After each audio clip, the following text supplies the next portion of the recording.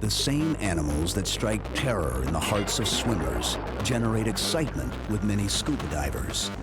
In an ironic twist, divers deliberately seek face-to-face encounters with some of the ocean's most dangerous predators, sharks.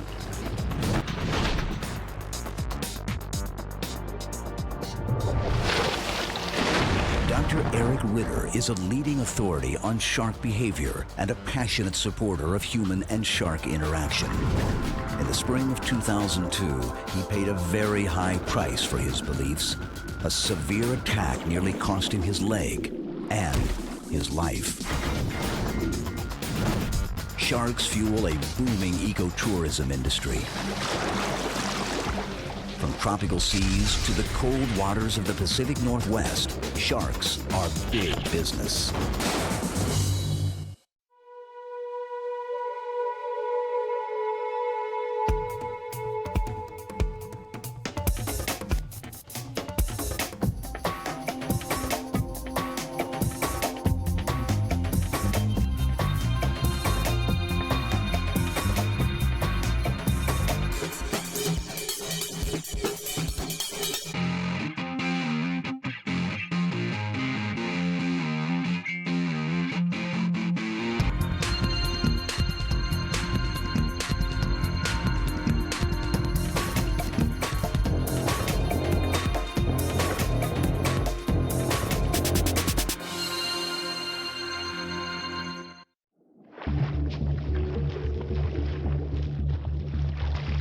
A shark feeding frenzy. A fascinating and frightening spectacle. Dozens of predators slash and tear at their prey with razor-sharp teeth. But this exciting display is not a random act in nature's grand design. It's a carefully choreographed event staged for the benefit of scuba divers.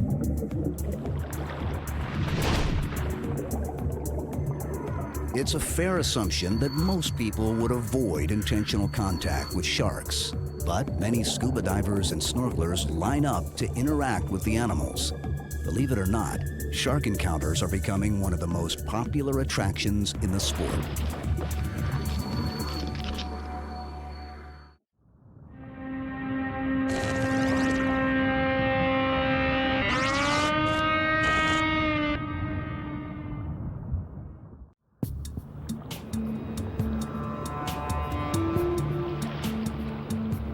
Of all the sharks, one towers above the rest in our collective imaginations: the great white. Even though human fatalities have decreased, the visceral horror of being eaten alive remains. Since the dawn of time, people have been terrified of sharks. But in a deeply primitive sense, we admire them. We're transfixed by predators that can kill us. This fascination is the inspiration for the holy grail of shark dives.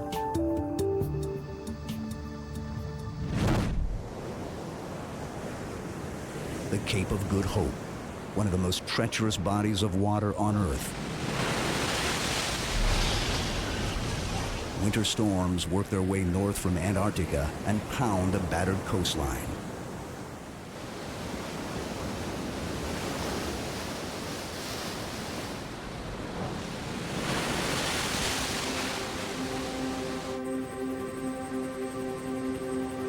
Windswept shores provide refuge for tens of thousands of South African fur seals.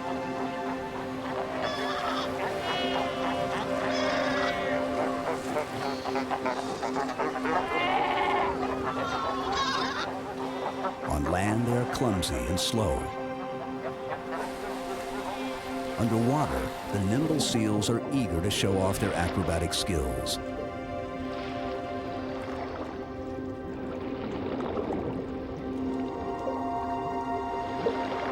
These seas are not safe for even the most agile pinniped. This is the hunting ground of the great white.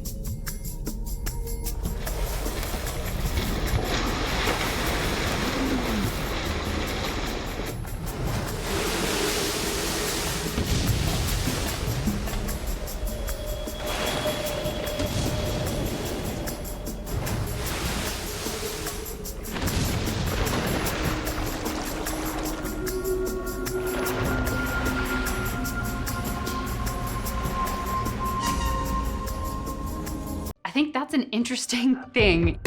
This one piece will make 52 layers. Watch on mobile devices or the big screen. All for free. No subscription required.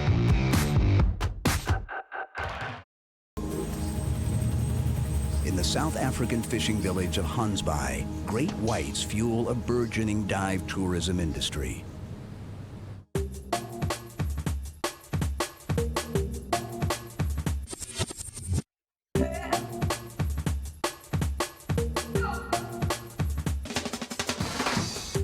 J.P. Botha and Andre Hartman operate Marine Dynamics, one of the most successful shark diving companies in the country. Both were formerly commercial fishermen, but with dwindling catches, they turned to ecotourism, specifically shark tourism. Their business plan is simple: wait for good weather, ferry visitors out to sea, and get them up close and personal with great whites. The South African white shark diving business around Gansbaai started in the early 90s. In the beginning, there were only 3 operators. It grew to the 8 operators we have at the moment. Initially, there was a sort of an emotional outcry, and people were really concerned that the number of shark attacks would increase due to the commercial activity of attracting sharks. That fortunately has proved to be a false fear. This activity does not necessarily lead to more shark attack. And of course, the statistics have also been with us, so that the number of shark attacks have actually not increased. The local economy has benefited quite substantially by the shark tourism. The industry employs about 40 to 50 people, and these people spend their money in the local businesses. So there's a lot of spin-offs emanating from the shark business.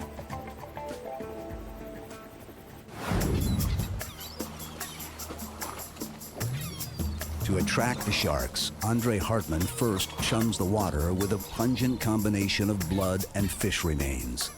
The scent of cow shark liver is a particular favorite of great whites.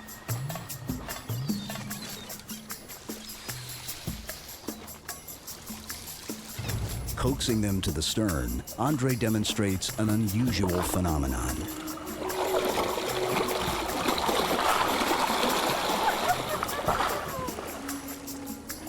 Pushing aside the snout of a shark one day, he discovered that the animal became almost catatonic.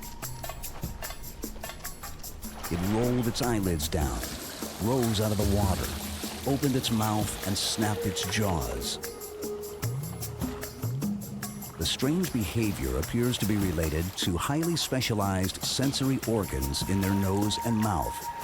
Touching them momentarily short-circuits their senses.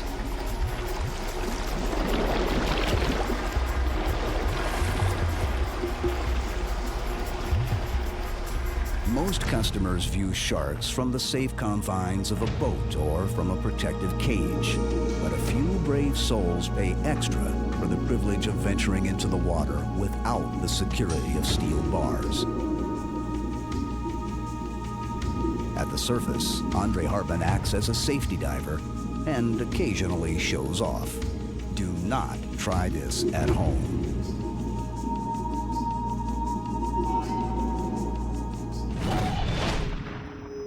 On the sea floor, a cautious Hartman scents the water with fish blood.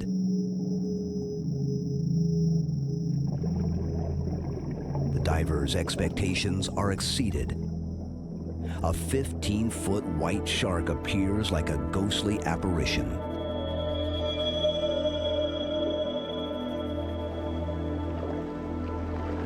We were underwater for about 40 minutes, and of course the action all happens near the end of the dive. We were starting to get cold. Water temperature there was about 52, 53 degrees. And you're looking through the small viewfinder and trying to keep it framed and focused, and the shark comes out of the gloom and simply just gets bigger and bigger and bigger and fills the frame on this high-definition camera. It's pretty awe-inspiring.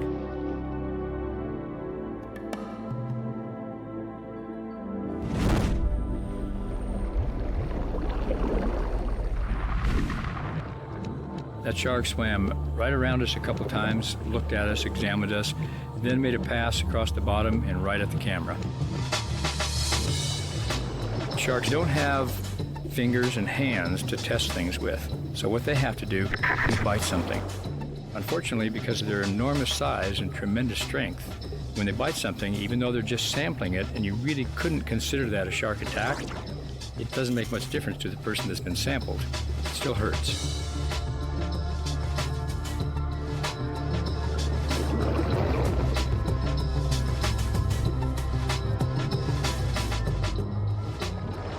The shark showed recent signs of mating activity.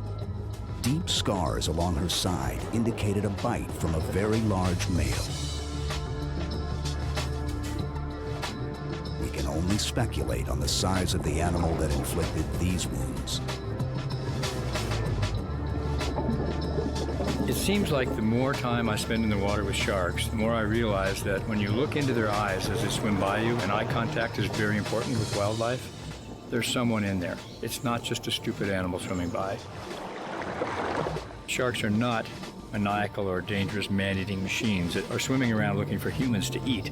They're really not.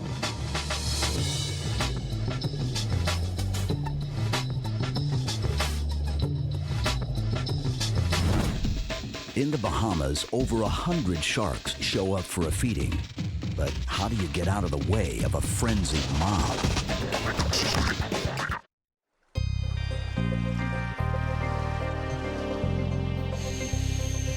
At the northernmost tip of the Bahamas, 100 miles east of the Florida coast, lies Walker's Key.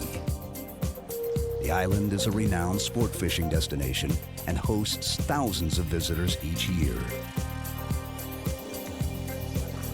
Seizing on the availability of leftover fish parts, shark diving pioneer Gary Atkinson found a novel means of recycling normally discarded carcasses. We're a premier fishing destination. Subsequently, as the fish would come into our fish cleaning room, we save those carcasses. We recycle those fish heads and carcasses back into the environment. One day my staff came up to me and said, Gary, when we go down to dump the carcasses at the end of the runway, the sharks hear the trucks coming and they gather. Well, I took a look at this and was astounded by it, and I thought, well, it'd be a natural progression then to relocate it out to the reef, and subsequently that's what we did. We started saving the carcasses, packing them, created the chumsicle. Basically, with the chumsicle, it's carcass feeding, which is very natural for this predator. So we wanted to present it to him in as natural a form as possible that he would understand. And in no way then would it also connect it to us as the diver, that we were going to be just viewed as another predator down there on the dive who showed up for the same reason they did. And that's why we can do the dive as safely as we do it, and why we've never had a single incident of agonistic display in 11 years. Probably 35,000 people have done this experience, including children as young as 4 years old, having animals within just a few feet of them.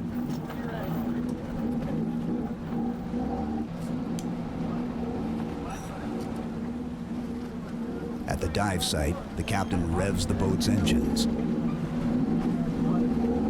The noise is a cue for the sharks that a feeding is about to begin. Hold it right there.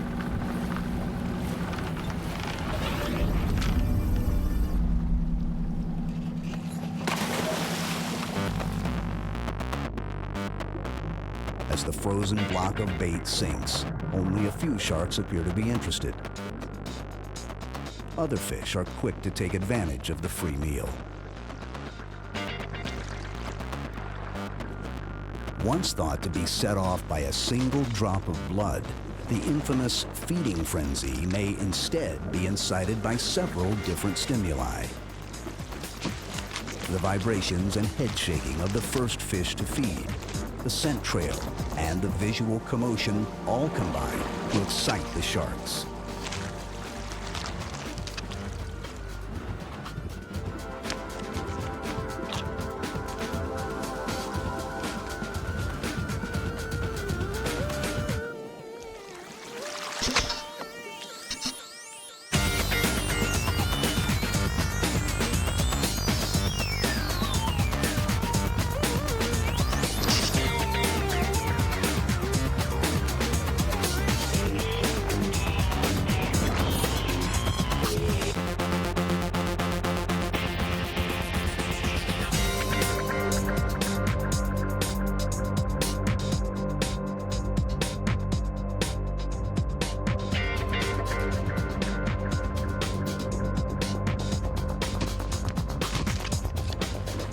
As the bait ball wears down, it eventually falls to the bottom. The sharks then fight for the remaining morsels of food.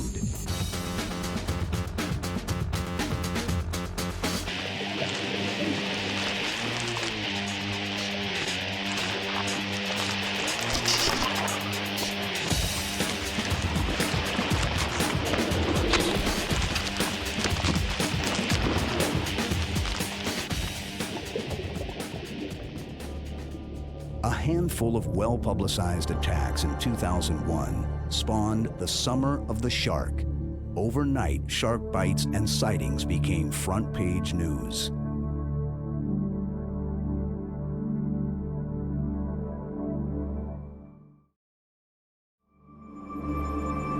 Lost in the hype was the fact that there were far fewer attacks that year than the previous year.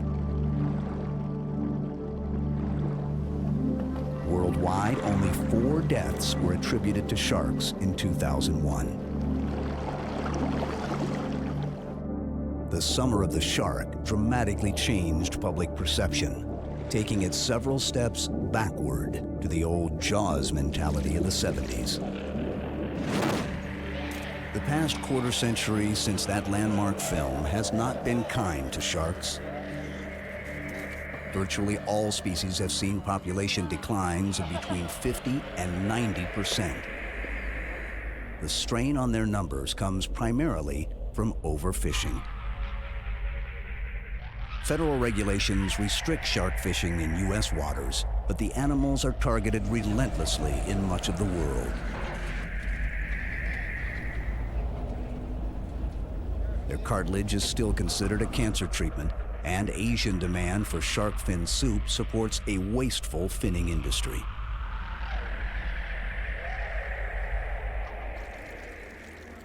One of the main goals of diving operators such as Gary Atkinson at Walker's Cay is to increase awareness of the shark's plight through interaction with the animals in their natural habitat.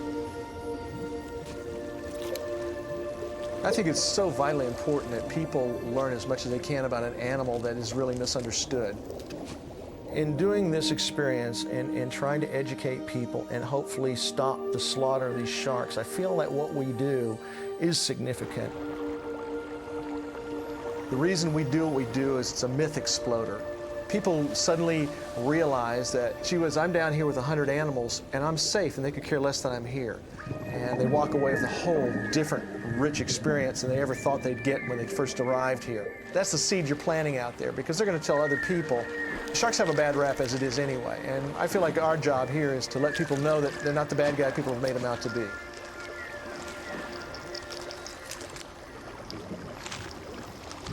If sharks are not the bad guys, why would they attack and nearly kill one of their staunchest supporters? Dr. Eric Ritter is a leading authority on shark behavior and a forensic investigator of shark attacks.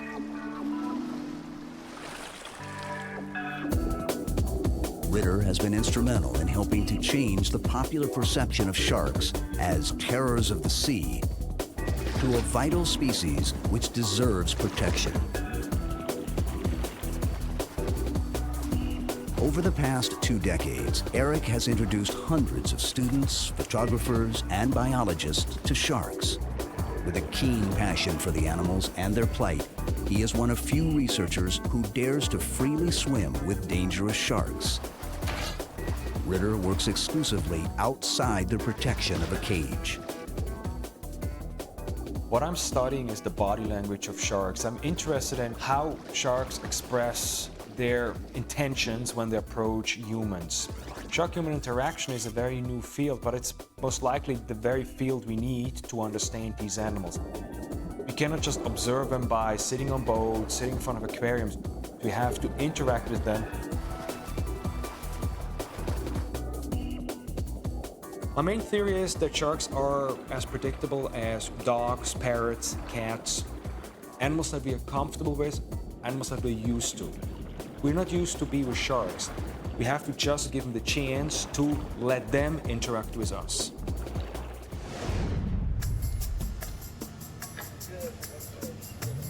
In a unique experiment at Walker's Key, Gary Atkinson and Dr. Ritter attract a handful of large sharks to shallow water.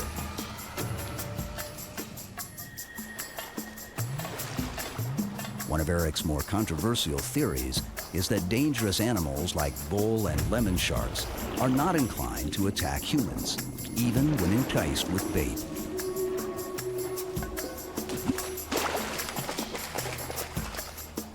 He believes attacks are caused by curiosity or mistaken identity and should be referred to more appropriately as shark accidents.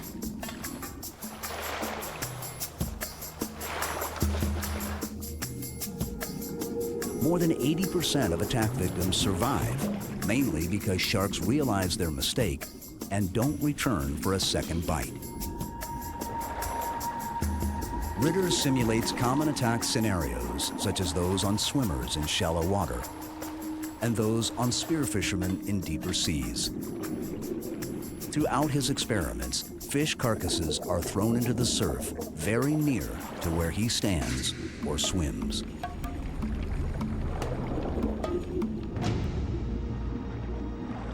The most often seen accident scenario we have is through exploratory behavior, meaning the animal sees us, not us as a human being, but us as an object. Several factors come together, for example, sound, smell, motion of the object. Sharks, per se, are very curious animals. They have a very high level of hesitance. But if their curiosity takes over, at the end they may grab an object just to get a final idea of what the object could be, because nothing they sense is conclusive. So that's why in very rare cases they still grab the object. In the spring of 2002, after nearly 2 decades and over 1,000 dives with dangerous sharks, Eric's luck finally ran out. He was severely bitten on the leg by a bull shark. A journalist accompanying Eric nervously paced and stirred up debris, reducing visibility. Quickly, the situation turned deadly. A large female bull shark was cornered between the two and lashed out at Eric.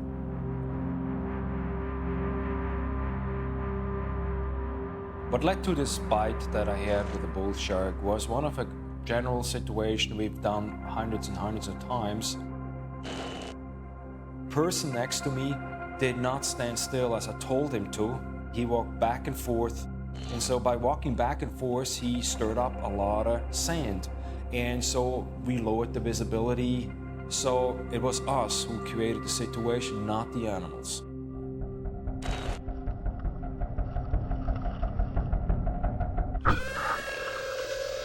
The second I got bitten, I lifted my leg right away because I had to get out of her mouth. And the problem is, if you have a 400-pound animal attached to you, there's nearly nothing you can do. I mean, you always hear, well, hit an animal, do this, that doesn't work. She let go, I looked at my leg, and I realized, first of all, it's not much left, and second of all, I knew I'm gonna die within the next 2 or 3 hours because I've seen many of these wounds, and I knew how they're gonna end if they do not get proper treatment. Eric was fortunate. A small plane and its pilot were on the island at the time of the accident. Within 30 minutes of the bite, he was on his way to West Palm Beach, where a team of doctors was waiting. He nearly died due to an enormous loss of blood. Once stabilized, it appeared that he would lose his leg, but skilled surgeons miraculously managed to save it. Months of rehabilitation and a determined will spurred an amazing recovery. Additional reconstructive surgeries and skin grafts helped to restore use of his leg.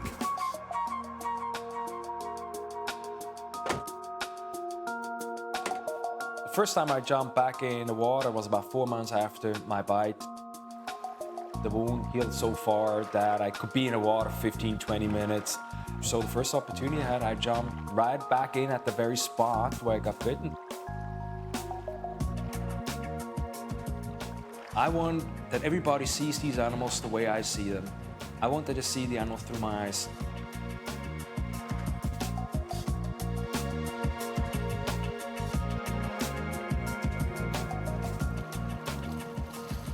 I see it even more clear what we have to do. We have to destroy the myth, the bad rap of these animals, and portray them the way they really are. They're fascinating, incredibly intelligent, curious. So I'm back in the water. I interact with sharks more than ever. So I'd say I do this for the rest of my life.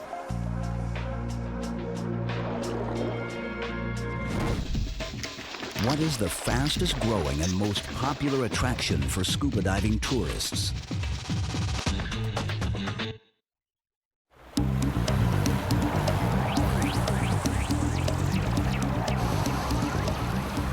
Another Bahamian island is the epicenter of the shark diving industry.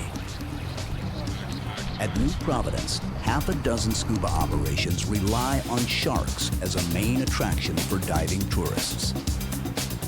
As for the sharks, what we don't want you guys doing is swimming with your hands, okay? These sharks are attracted to movement more than the blood in the water. Unlike the bait ball style of feeding at Walker's Key, sharks here are fed by hand or with a steel pole.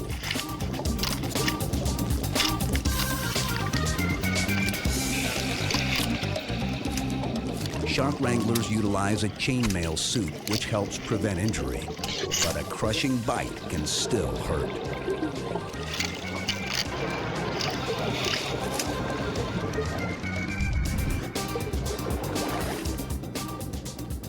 The difficult part initially is to keep the ravenous animals away from the bait. Like pigs at the trough, they jostle for position.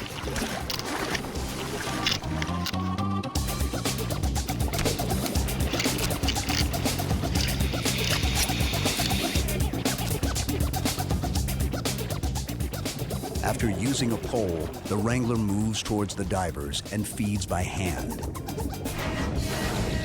For the customers, this close-up action is a thrilling introduction to sharks. It was pretty comfortable down there until the sharks got real close to you. I mean, I got pretty nervous. I've always thought they were pretty aggressive, but being down there today while they were feeding them and everything, they looked like gentle giants down there.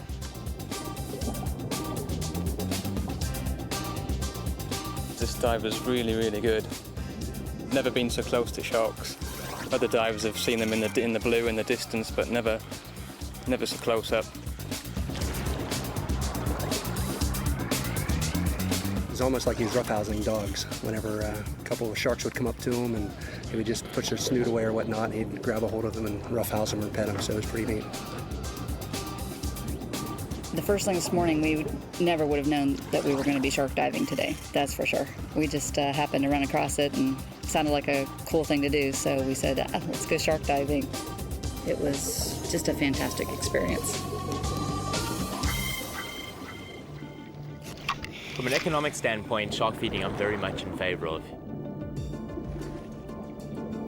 Some people don't approve of shark feeding. They feel that we've changed the behavior of sharks. Yes, to a certain degree we have.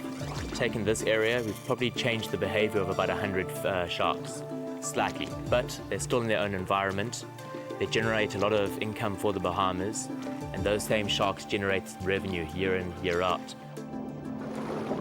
Shark feeding is definitely becoming more popular, and it definitely does contribute towards the conservation of sharks. These people who would have otherwise viewed them as dangerous man-eaters and not cared about them, once they've been on a feed, they've seen them feeding, they're seeing they're not these vicious creatures, they're far more inclined to support conservation issues.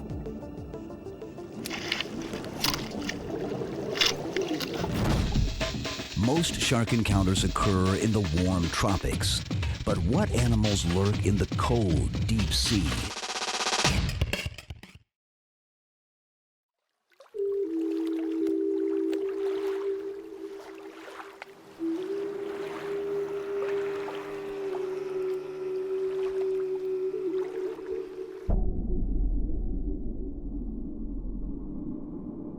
Shark diving is not confined to the tropics or to shallow temperate waters. In the dark, frigid realm of the deep sea lives a mysterious giant, the six-gill shark. Ancient hunters, unchanged since dinosaurs roamed the earth, they inhabit great depths.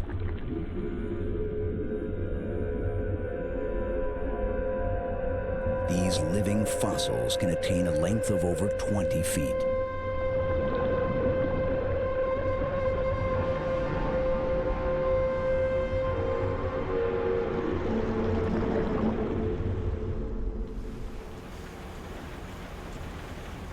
There are only a handful of places where six-gill sharks are frequently encountered in shallow water. Washington State's Puget Sound and the Pacific coast of Canada. One of the best places to photograph and study the sharks at scuba diving depths is British Columbia's Hornby Island.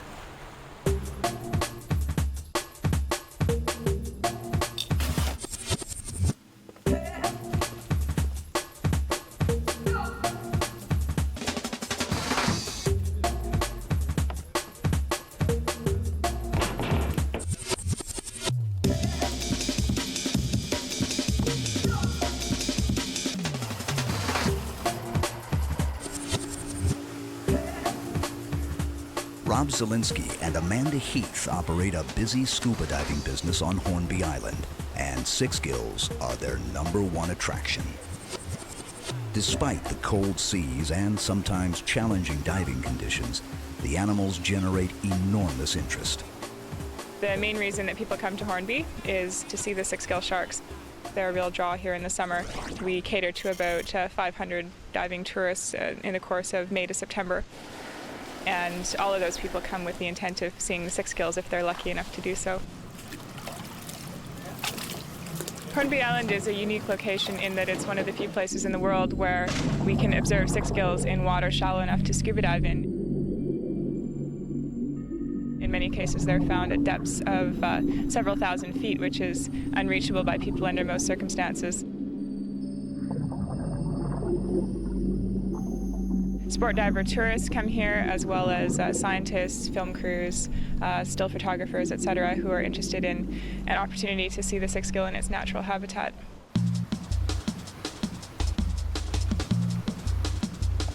Researcher Dr. Robert Dunbrack of Newfoundland's Memorial University searches for clues to the behavior and biology of these enigmatic sharks. Each summer aboard his research vessel, the Stalvik, Dunbrack travels to tiny Flora Islet off the coast of Hornby Island. Six gills and their unusual habits pose many intriguing questions, but simply finding the elusive animals is the first of many challenges.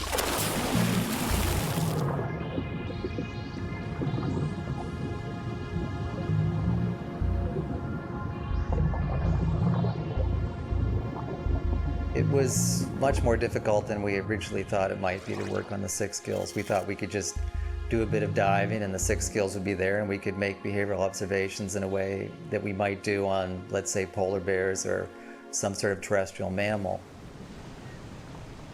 The study site that we settled on was on Flora Islets off Hornby Island. We spent a few days there on our research vessel looking for sharks and didn't see anything, and we were prepared then to leave and go and find another site. But on our last dive, we saw 8 sharks in one dive, so that as soon as we saw that, we decided this was a place to do the work. The unanswered question about these sharks, of course, is why are they coming into shallow water? They're deep water sharks. They're known virtually throughout all the oceans of the world, but only from deep waters. A natural thing to conclude is that they're coming in to feed, because this is what animals have to do most of the time, is look for food, but we have no evidence that they are feeding. It's not known whether they feed at night and maybe come onto the reef during the day for some other reason.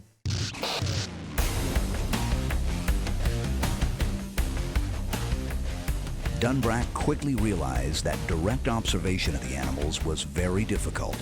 Depth and time constraints, cold water and currents, and finally locating the sharks on the deep reef made research a daunting task.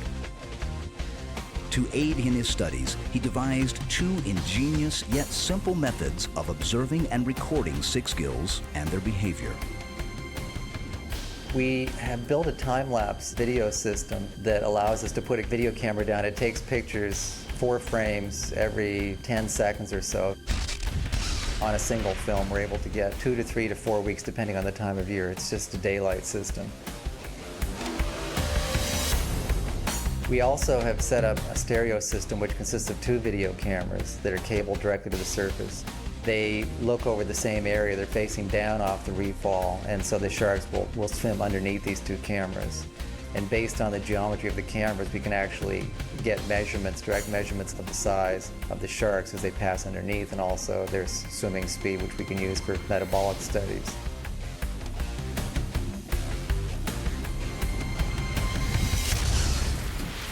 Right? It's the moment of truth.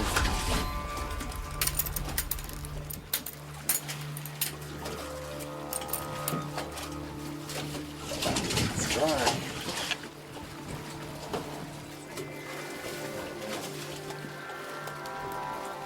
Early in the summer field season, Dunbrack made a curious discovery. Harbor seals and stellar sea lions, prey for other large sharks, were interacting with the six-gills. Video monitors and time-lapse cameras revealed the startling behavior. And what was that being? Oh, that's interesting. That's a seal right there, chasing him. I don't believe this. Wow, it's amazing. Seal's directly underneath the shark, sort of coming underneath him, and sort of buzzing him. Six-gill sharks are not known to feed on seals or sea lions. It appears that the playful mammals are simply curious about their large visitors from the deep.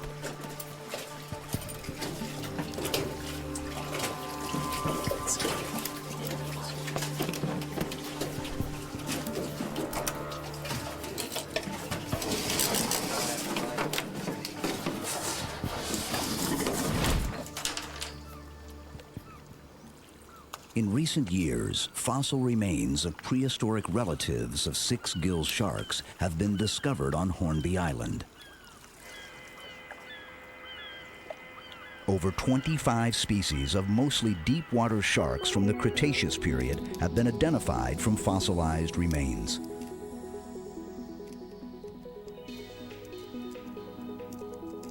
Fossil shark teeth are very common, but they're usually attributed to shallow water species. These puzzling clues appear to suggest that six-gills and many other deep-water sharks frequently ventured into shallow seas. Within a stone's throw of the site where we were watching these sharks swim around, there were fossils of the sharks that have been there over 65 million years ago. And looking at the teeth of those species, they're virtually indistinguishable from the teeth of the fish that we were looking at. Within the last 100 million years or so, they probably haven't changed much at all. It's very unusual. With the collapse of many traditional commercial fish stocks, six-gills were briefly considered a viable new fishery. But with little knowledge of their population, reproductive and growth rates, this ill-conceived plan was put on hold. Trying to run a fishery on a species like the six-gill is very problematic. It's a large fish, it's certainly long-lived and has very low rates of reproduction, so the sustainable exploitation rates would be very low. So a large shark that might be 60 to 100 years old might fetch just a few dollars, whereas we do know for a fact that this species probably brings in several $1 million a year just to the dive tourism industry as a living resource. The more people that interact with the sharks in a passive manner as divers and get a positive experience, the better it is really going to be for the shark.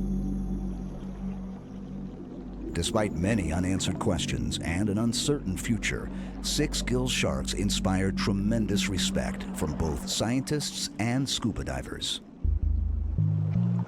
Rob and I consider ourselves to be very lucky in that we're members of a very small select group that have seen a live six-gill swimming in its natural habitat. It's something that many people can never dream of doing.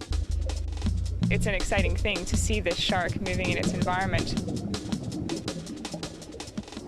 It's really hard to describe the feelings that you have when you first encounter them.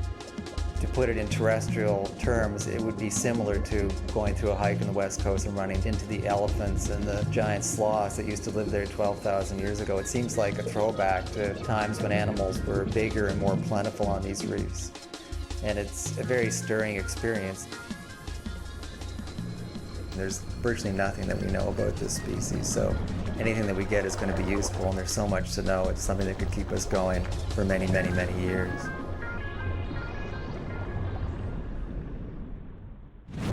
Many of us don't scuba dive or even snorkel. What better way to satiate our curiosity than to view sharks through 6 inches of glass?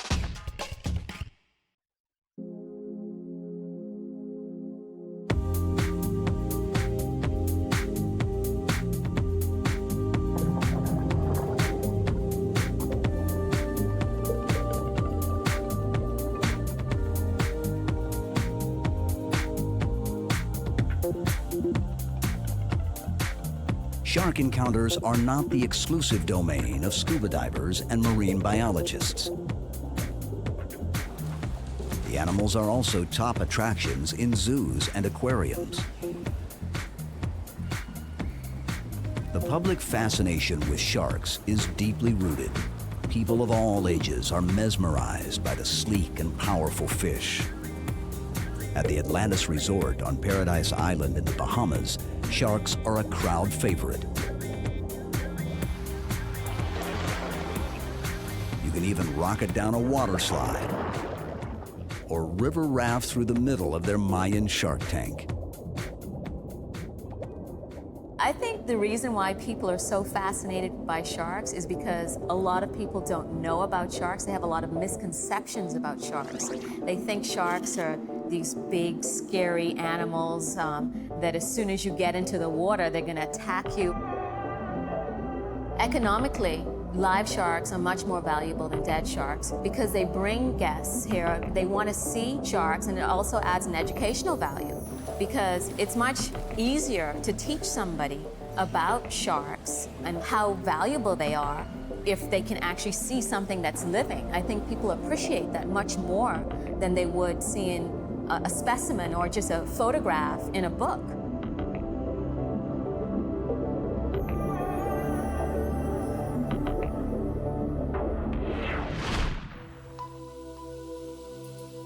A rash of shark attacks in Florida and Hawaii led state authorities there to ban the practice of baiting sharks. But instead of decreasing attacks, the bans have proven to be ineffective.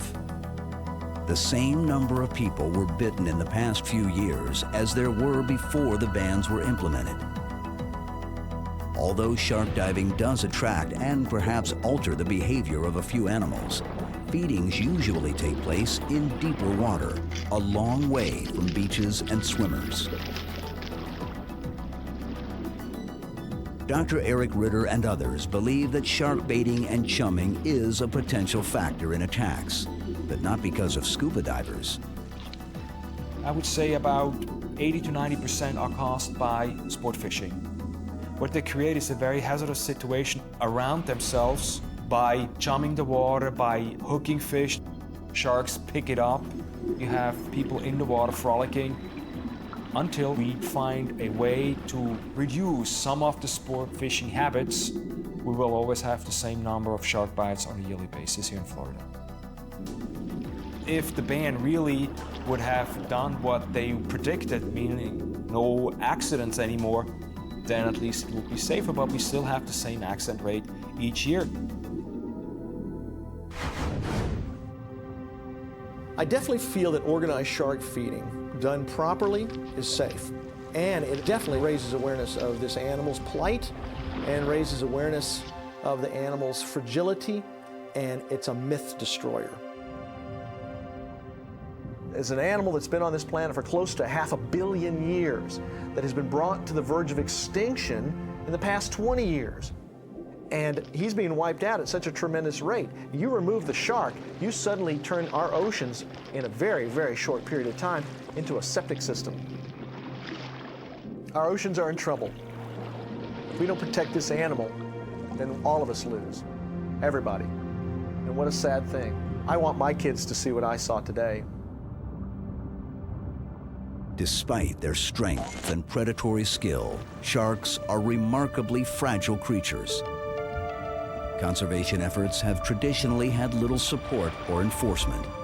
They aren't as cute and cuddly as dolphins or as majestic as whales. After all, on rare occasions, they do kill people. We are slowly coming to realize that sharks are integral members of the ocean food chain. We're learning that while a dead shark may bring a few dollars to a fisherman one time, a live shark may generate thousands of dollars in annual tourist revenue. And best of all, the shark is allowed to live. Perhaps scuba divers and other eco-tourists can ultimately play a key role in preserving these vital species.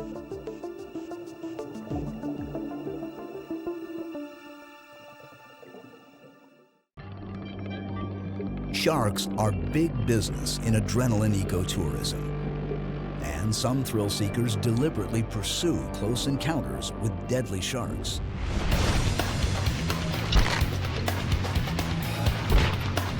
Divers are pushing the boundaries of human and shark interaction, baiting with fish carcasses and blood, inciting feeding frenzies, all in a quest to get ever closer to creatures that can kill them. That was f***ing hairy! Jesus Christ! After an injury ended his career, professional bull rider Eli Martinez founded Shark Diver magazine, and he also organizes excursions for shark enthusiasts. And there's no shark dive more exciting or dangerous than Tiger Beach in the northern Bahamas.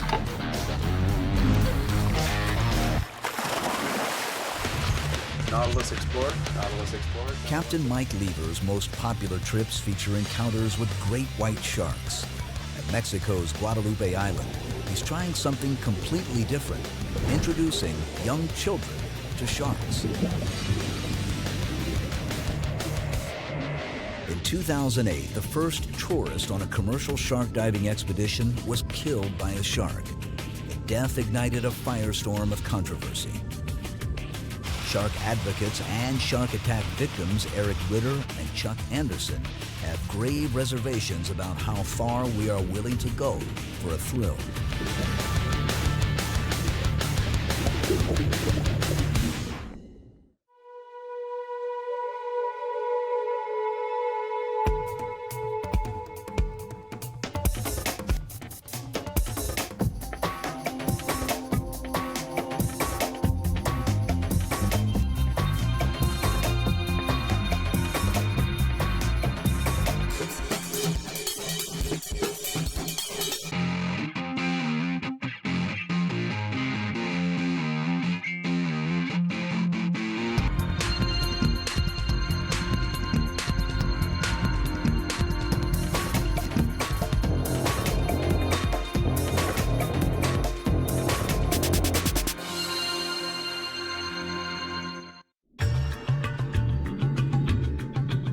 It's reasonable to assume most people would want to avoid sharks, but some scuba divers and snorkelers pay big bucks to get up close and personal with the animals. The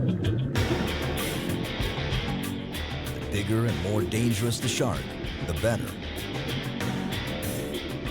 Shark encounters are becoming one of the most popular attractions in the sport, with or without the protection of a cage.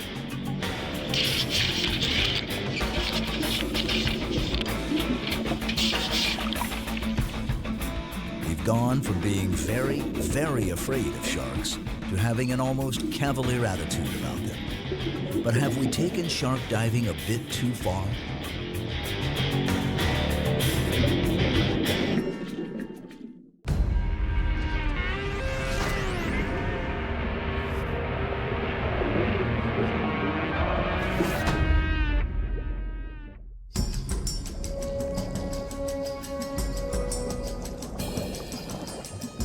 Many scuba divers are asked if they're afraid of sharks. They're frightening creatures to most of us, but for some people, getting close to dangerous sharks is exactly what they're hoping for. Simply swimming in the ocean means we've become part of the food chain. You can say the same about a walk in the woods, but at least we're in our element, above the water. For shark divers, there is something primal and enticing about entering an alien world where sea monsters lurk. Perhaps the best place to scuba dive with one of the most dangerous sharks is in the Atlantic Ocean in a remote corner of the Bahamas.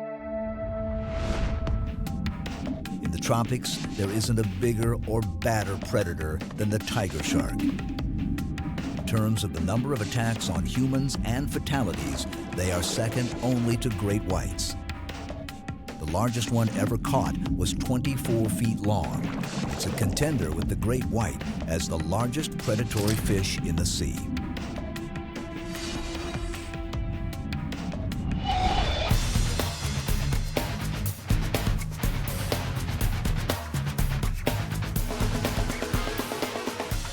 At West Palm Beach, Florida, Shark Diver magazine publisher Eli Martinez has organized a one-week expedition to the northern Bahamas to scuba dive with big sharks. A former rodeo cowboy, Martinez suffered a career-ending injury shortly after turning professional.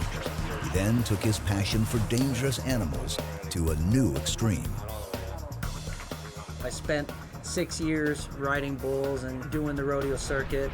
And it was on one of my stops when I got my pro permit and I started going to pro events that I cracked my hip.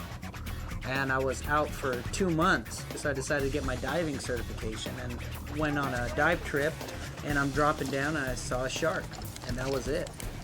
Basically hung up my spurs, literally, and I started chasing sharks after that. Okay, you're clear. After motoring overnight from the Florida coast and clearing Bahamian immigration, the liveaboard diving vessel Dolphin Dream headed north to remote Tiger Beach.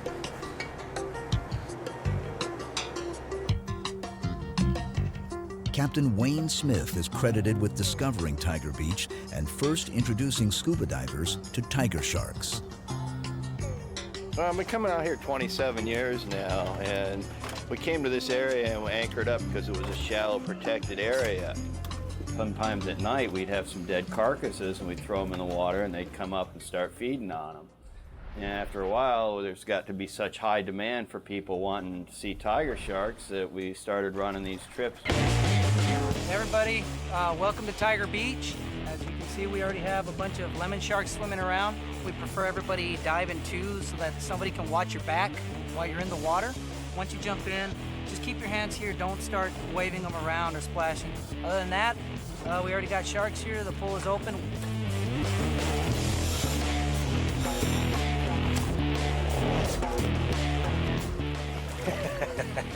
Got to get in there. This is what we nutty people do. This is what it's for. Yeah, my jailhouse tat. I didn't actually get it in jail.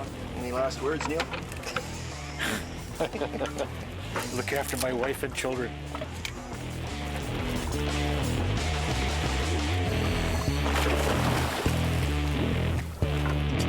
When I started wearing the hat was to save my hair, and it kind of became my trademark. So I never dive without it. The only time I don't is when it's really, really cold and I gotta wear a hoodie, but I'm still trying to figure out how I can make that work.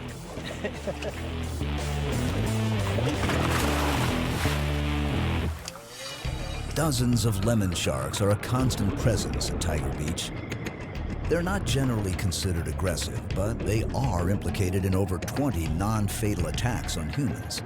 Many sharks, including lemons, can be dangerous given the right conditions. A beautiful animal with piercing cat-like eyes, they are part of the Requiem family, which includes other well-known species such as tiger and blue sharks.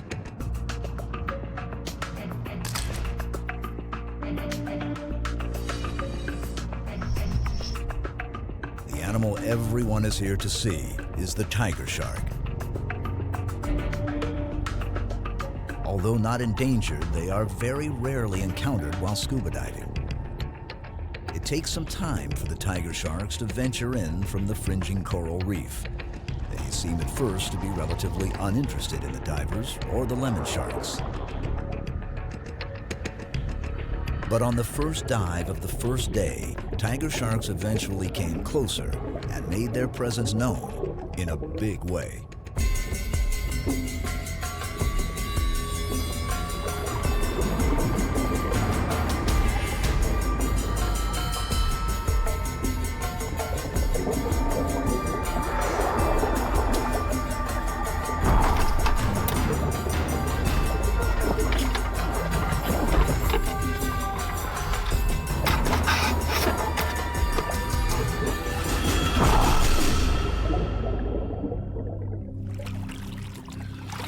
Holy crap. Man, I've done some scary my day, but that one takes the cake. You didn't want to know what was happening behind you. Did they follow me up? I was rolling on one, he came right behind you. Tiger? Yeah, and took a little chew on your tank. There's nothing I could do about it. First dive, first day of the trip, I get bumped by 2 or 3 tiger sharks right in the lens, coming right at me. You were turned away from me, and this big tiger shark came swinging around, and he was coming toward me, and I'm kind of backing off. Then he swung in behind you, and I guess for some reason he decided your tank was something he'd like to investigate, so he went up and he just kind of mouthed it a little bit, and you're oblivious to the whole thing, of course. Those are big, rather impressive looking sharks, I gotta say that. He really didn't bump anybody else, you know, he just came after your housing and you know, the tiger shark was just looking around for that food. He really couldn't find it. Probably saw the housing, was looking for potentially a meal or something and bumped it.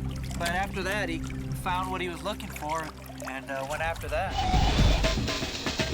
To attract and keep the big sharks close, you have to use bait. A lot of bait.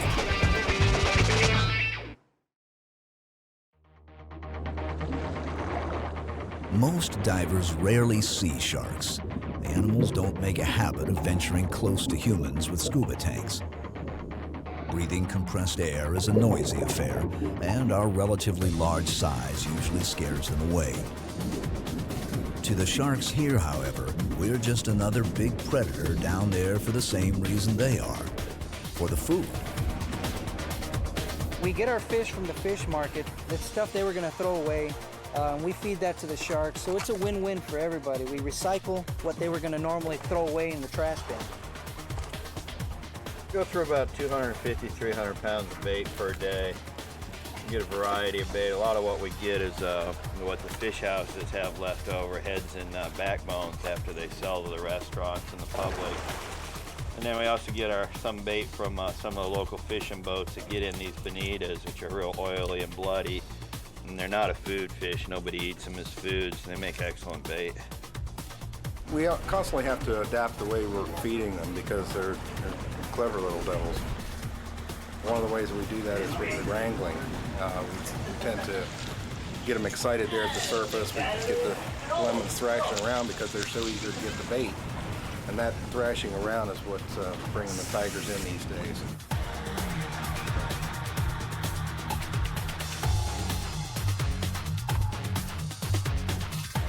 If you want big sharks, you use big bait. We're prepping a grouper head, and what we're going to do is we're going to wrangle in the sharks. We're going to hang this out the back and try to attract the tigers to the boat. We use big heads like this because if we use smaller pieces of fish, well, the sharks will kind of take it away real quick. They got a real thick bone in their head, so we can last with this one piece of bait, and it'll keep us there for a while.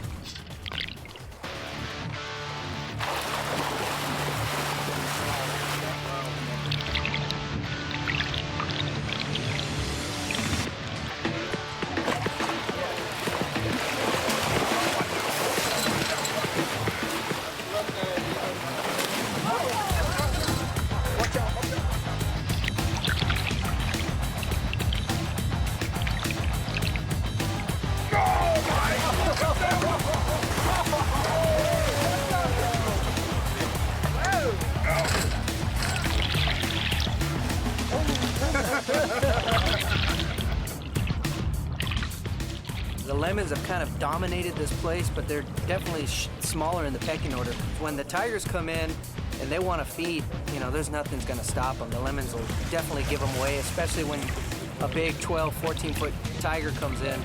You know, the lemons will leave and get out of there. The big boss here has got to be the tiger shark, absolutely.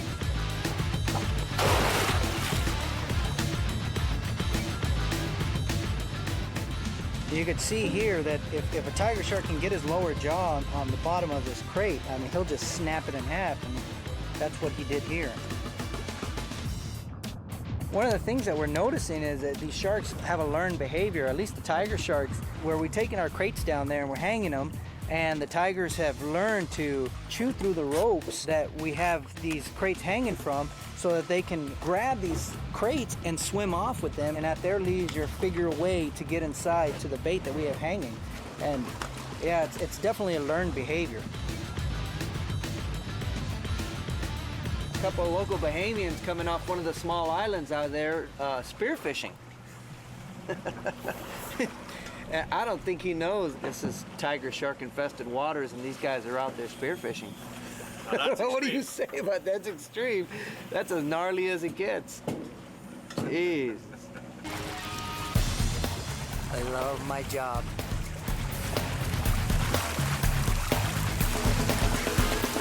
It's another day at the office. Oh, yeah. Beach riding bulls, huh? Are you kidding me? I live for this.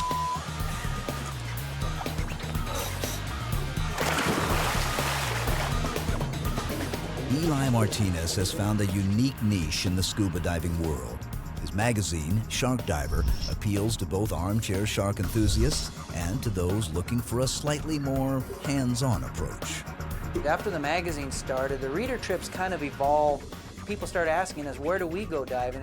Maybe they can meet up with us, or when's our next adventure? I organized our first shark trip, and it worked really well, and we had a blast. Out there in the real world, you know, you tell someone you're a shark diver, and everybody thinks you're crazy. Here, all these crazy people can get together, and no one thinks you're crazy anymore.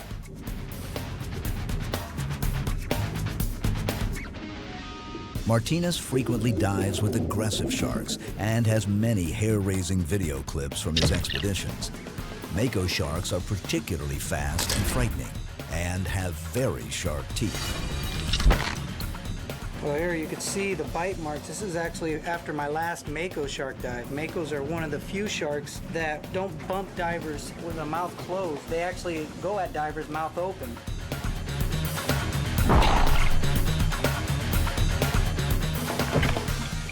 You can see the gouges from sharks as they really bite into the glass. As the week progressed, the action at Tiger Beach ramped up, way up. Aggressive baiting and chumming were perhaps a bit too successful. A handful of tiger sharks became increasingly more bold. Eli had to eventually use his camera as a defensive tool to protect some of the divers.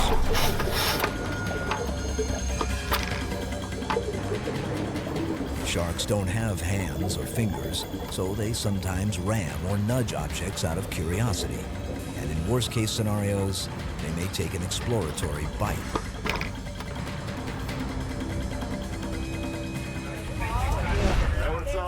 This is what it's all about. This is what you hope for, you know? That was f***ing hairy. Jesus Christ. I may have drifted into the other divers that were there, but I turned around and I'm looking straight at the face of a tiger shark, and he wasn't a small one either. Those sharks came in, they came in hard, and it was intense. It got hairy there for a little while. I think Eli was trying to come in to protect me because I'm filming one and this other one comes in. It got extremely hairy. That's what you really want. You know, everybody came back, nobody got hurt, and everybody's got a big smile on their face. Reviewing his tape after the last dive at Tiger Beach, Eli's video camera revealed an encounter that could have seriously gone wrong. This is one sequence destined for the highlight reel. There we go. Yeah. 1, 2, 3, and again. And again. Gnarly, man. Talk about pucker factor. That is what shark diving's all about. That's what extreme shark diving is all about. That was an outstanding dive, absolutely outstanding. Tigers, 4 tigers, nipping at the tanks, biting the cage, the food cage, outstanding. That's what it's all about. That's why we came out here. So, huge adrenaline rush, huge. Shark divers are a very small but growing community in the scuba diving world. They are a passionate group and many are staunch advocates for shark conservation. But are they crazy? And do they take their hobby a bit too far? It's exciting to get in and watch a shark in its natural habitat. And I did a lot of reef diving in that, and it kind of got boring after a while, and kind of wanted to start getting to the big stuff and get a little excitement back into it. It's partly an adrenaline rush, but it goes a lot farther than that. It's hard to describe until you've actually dove with one or swam with one. They're just such beautiful animals. They're so graceful and powerful. You know, the more you know about them, the less you fear them. And diving with tiger sharks is great. I have done skydiving, I have done some mountain climbing, I do mountain biking, but nothing compares to it. Nothing compares to shark diving and that intense adrenaline rush you get when you first see a big shark in the water, much less 10 or 15. I've been diving for a lot of years in a lot of different places, and I've experienced a lot of different kinds of sharks. But tiger sharks are right up there in the pucker factor. I mean, the first big one you see, it's like, whoa. Shark divers have a need for a little adrenaline rush, and you can kind of see it during these shark dives. If it's a real mellow shark dive, they're not real excited. But boy, when the sharks get excited, the people get excited. You take someone that's never been in the water with a shark before, that has a positive experience in the water, they're going to come out as shark advocates, and they're going to be fighting for these animals, and they're going to talk about them in a different light. And that's extremely important because, you know, the world still looks at sharks as the only good shark is a dead shark. At the end of my days, you know, I would love to look back in my life and say, you know what, I saved a bunch of sharks. I did my part, and some sharks are still swimming out in the ocean.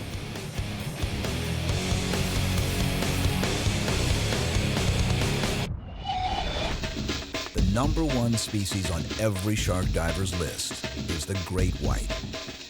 And there's no better place on Earth to find them than Mexico's Guadalupe Island.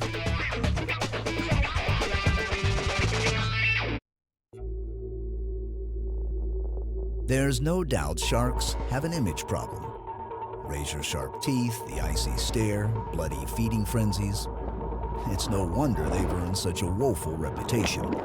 And after all, they do occasionally kill people.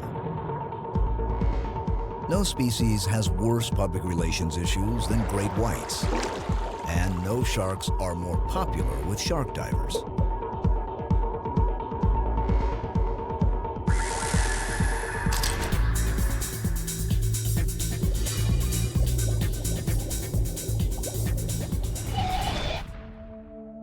About 250 miles west of Mexico's Baja Peninsula is the remote volcanic island of Guadalupe.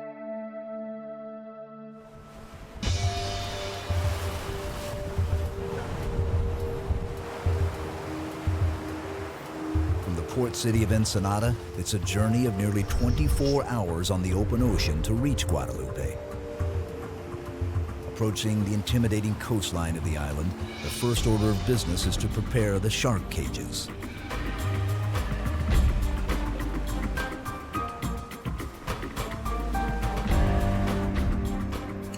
Keep lots of tension on that line, okay?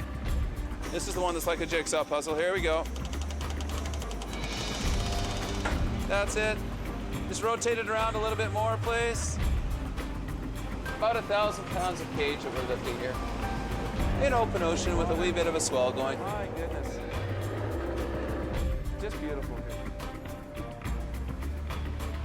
We put the cages in at night as soon as we get here. We like to get everything all organized and in the water just in case there's any kind of problems. It's nice to get everything tied up and to get the chum slicks started and make sure that the white sharks know that we're here and we're ready for business at 6 o'clock tomorrow morning. Guadalupe is an arid and desolate outpost in the open Pacific. Towering cliffs and rugged mountains rise over 4,000 feet from sea level. 19th century whalers brought goats to Guadalupe as a source of fresh meat. The animals multiplied as intended and eventually destroyed most of the island's flora and fauna. Today, some of the few original inhabitants that remain are fur seals, sea lions, and elephant seals. And life here must be harsh. This is the realm of the great white.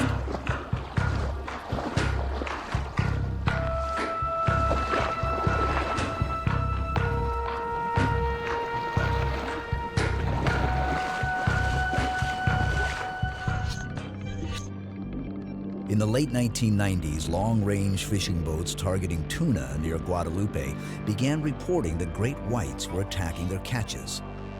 Word spread like a chum slick.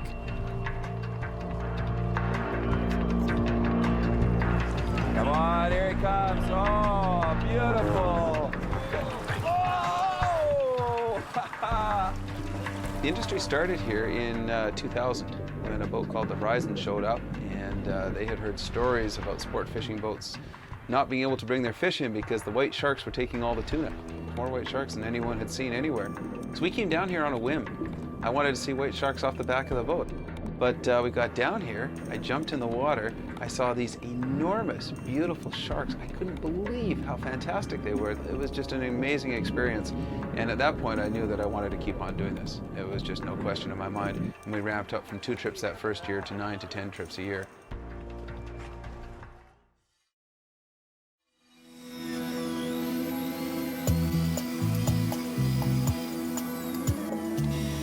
Like the sharks at Tiger Beach, great whites at Guadalupe need to be coaxed with bait. And nothing piques their interest like tuna.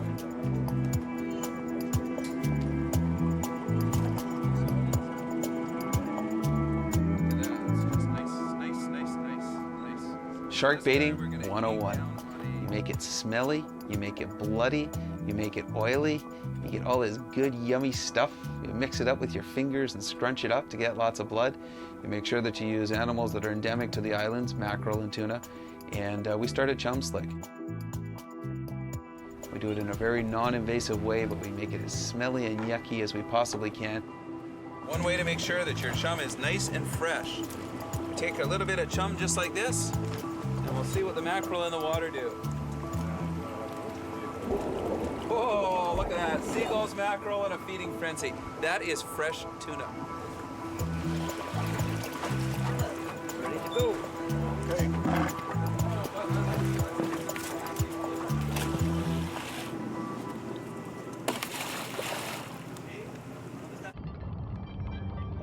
It's one thing to see a great white on television or from the safe confines of a boat. It's another experience entirely to see the animals in their natural element. There simply isn't a single creature on Earth that we're more afraid of.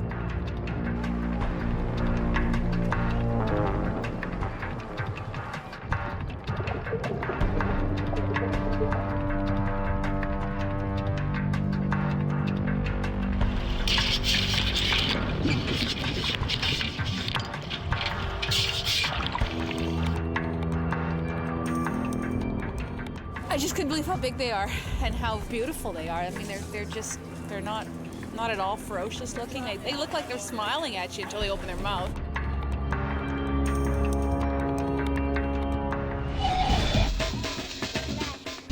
Captain Mike Lever has 2 young children with a keen interest in sharks, and he's now trying something completely different, introducing kids to white sharks. The inaugural children's trip at Guadalupe included 3 kids from Mexico and Mike and Marianne Lever's own children, Charlie and Emily. What's your name? Ernesto.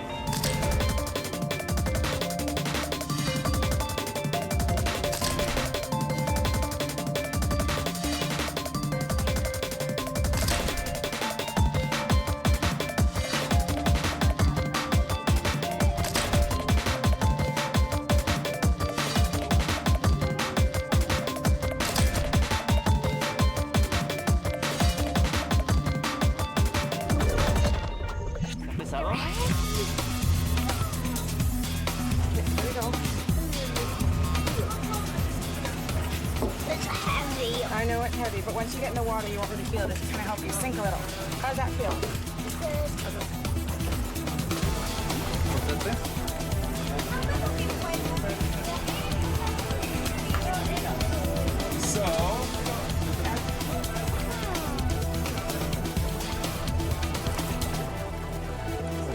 Otro más. A ver. And then you put your feet there. Now you want to sit down there. How many sharks do you think you're going to see? Supply. What? Salty. It's what? Salty. Yes, oh, that's it's salty. It is a little bit salty. Where to go? All the way down. Go. Grouper, man.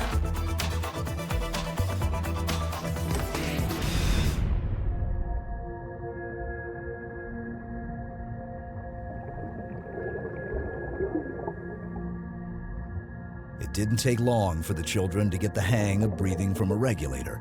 And once they started spotting sharks, the biggest challenge was dragging the kids out of the water.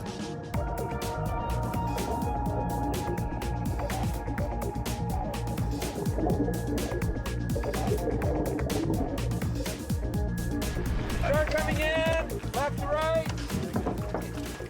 I don't recall what I was doing at 6 years old, but it wasn't diving with white sharks. I think it was like riding my tricycle around the street or something like that. Well done. That was great. Charlie, it's someone else's turn now, okay? I know Charlie did not want to come up. Every time a shark would come by, Charlie would be the first guy to go, oh, there's a shark right over there. He just did a fantastic job. I am so proud of him. I think he's just had an experience that he's never, ever going to forget. I don't think any of them have had any trepidation at all. It's been fantastic. They've been in the cages, they've seen the sharks, they've tried to help out on the boat, they want to throw the bait, they want to do everything. I mean, that's, you know, if they go and tell 10 kids and 10 more kids, it can't be any better than that. I saw 4. Were you getting cold at all? Nope. Not at all? Nope. I was freezing. I wanted to come out. She didn't want to come out. I gotta go to the bathroom. And she won't come out. And I kept saying up. She's like, no. Up? No. Muy bien, mija. Pues vámonos para afuera. We brought some kids out here. We're just wrapping the trip, and it succeeded beyond my wildest expectation. Every kid, every one of them, got in the cages, ended up spending hours and hours in the cages. We had to drag these shivering little 5- and 6-year-olds out of the water after an hour or two because they didn't want to come up. They just loved watching the sharks going by. And I can't wait to find out what happens when they get home and they start telling their friends. Dr. Mauricio Hoyos is fascinated with great whites. There's no permanent research facilities on the island, so he teams up with tour boats as a ship's naturalist. He's particularly excited to be working on this inaugural children's trip. When I was a kid, I remember that we went to the United States and my father gave me $20 and he told me, okay, this is all the money that I'm going to give you. You have to buy a lot of toys or whatever you want. And there was this small shark and it was $20. I bought it because I really wanted it. And my father was really upset because he told me, hey, that's all your money. You have to, you can buy a lot of different toys. No, I want that toy and I still have it. Because since I was a little kid, I loved sharks. When I saw the first shark, it was like the dream of my life came true. It was amazing. It was a huge female, maybe 4 meters long. And since then, I have been working here on this island every autumn.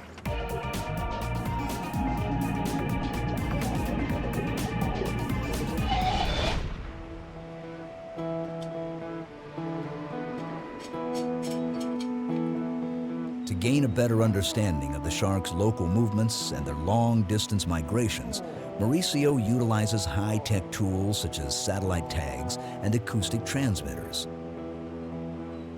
These devices reveal startling data about how deep the sharks travel in search of prey. He's observed that smaller great whites at Guadalupe eat mainly tuna, rays, and other sharks, while the older and larger white sharks eat seals and sea lions. It would be extremely hazardous to acquire DNA samples or to implant transmitting devices in open water. Free swimming with great whites would be a challenge and a bit risky. Okay, Jorge, shark, bring it. Put it right here, right here.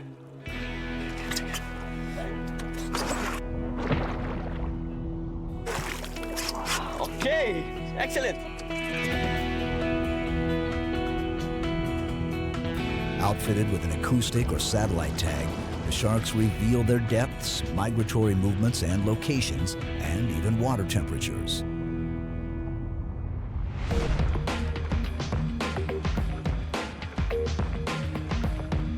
At Guadalupe, Mauricio uses acoustic technology to track local sharks. The white sharks at Guadalupe spend more than half of the year away from the island in open water between California and Hawaii. But what they're doing way out there remains a mystery. A few great whites have been satellite tracked to a remote region in the middle of the Pacific dubbed the Great White Cafe. It's thought that thousands of the sharks congregate each year at the mysterious spot. Whether they're mating, chasing tuna, or even giving birth, no one is sure. For such a remarkably well-known creature, we actually know very little about them. But Mauricio Hoyos is determined to find out more.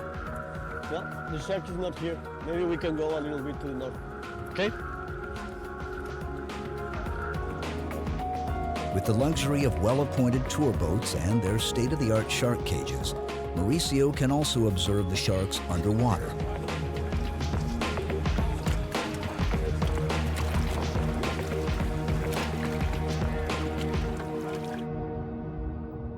Photo ID is another tool in the young researcher's arsenal. Each shark has unique markings, scars, and patterns. With a bit of luck, Hoyos will have many more seasons at Guadalupe to answer some of the questions surrounding these intriguing animals.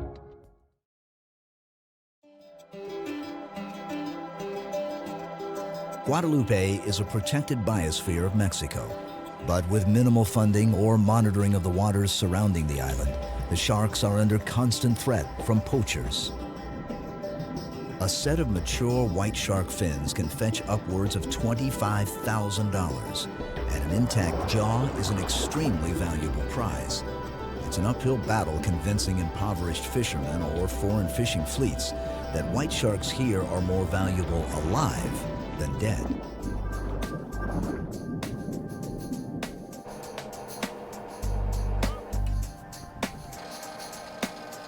I love these animals, I really do. These white sharks are amazing.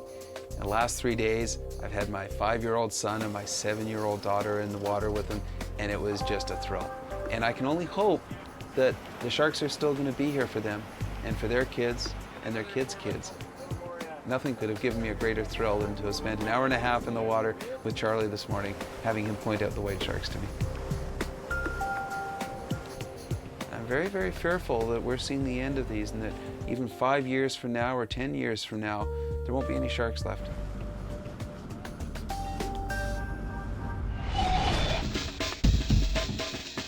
If you don't relish an open ocean encounter with a big shark, you can now scuba dive or snorkel with them in Atlanta's Georgia Aquarium. One of the best places to snorkel or scuba dive with sharks is, surprisingly, the Georgia Aquarium. It's the #1 tourist attraction in Atlanta, and their 8 million gallon pool is now open. Divers and snorkelers can experience a fisheye view of their immense Ocean Voyager exhibit, home to some very interesting sharks.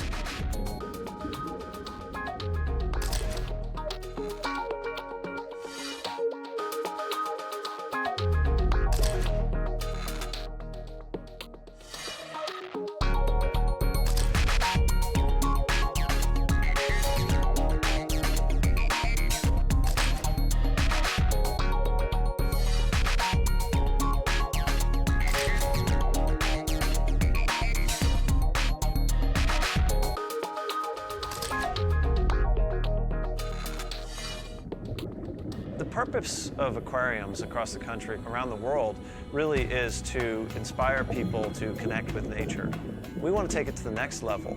When you come to the Georgia Aquarium, you're guaranteed to see whale sharks and hammerheads and zebra sharks. one thing to look through a window through glass to the animals. It's another thing to be able to get in the water, to be in their environment, to understand what it's like to be an animal in the ocean. If we can get people in there, they become conservationists. They care more. In the summer of 2008, the Georgia Aquarium opened its main exhibit to scuba divers and snorkelers. The first groups to sign up provided a behind-the-scenes look at their experience. Well, the first order of business is we're going to vote somebody off this island, okay? And I have immunity, so you guys have to look at each other and decide who you're going to vote off. A thorough briefing covers safety issues for both the divers and the animals. Species identification, site orientation, and a short video are all part of the experience. The tunnel and all the windows are made of acrylic material. Are you ready to go diving? Yes, sir! All right.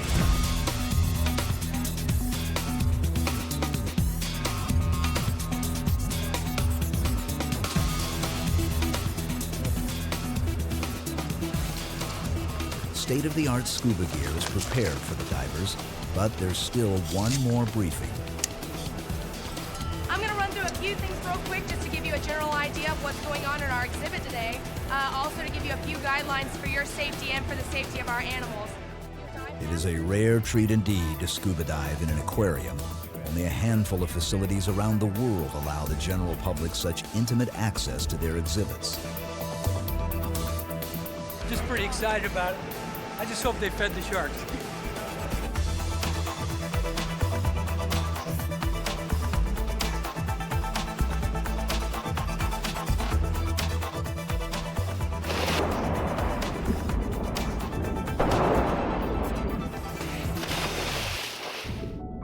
Many of the participants in the first few days of the program were celebrating birthdays or were signed up by friends or relatives as a gift. Others viewed it simply as a once-in-a-lifetime experience not to be missed. Okay.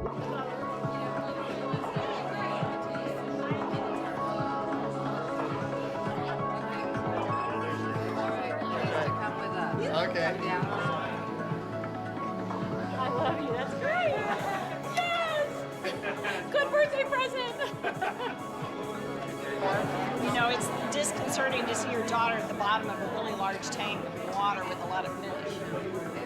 That looked kind of scary. Although there are many unusual sharks in the Ocean Voyager exhibit, none are as immense or impressive as the whale shark. And there's not just one, there's 4, each the size of a small bus. It's unbelievable. You know, you dive in the ocean and you have all this beautiful wildlife around you, but it's dispersed. It's kind of a condensed version of all the dives I think I've done before. It's just an incredible experience to have that much wildlife all confined around you at one time. It's just exhilarating as heck. That was unbelievable. It was not like anything I've ever done before. I've done a lot of diving, but this is the bomb here. Scuba divers aren't the only people allowed to swim in the Ocean Voyager exhibit.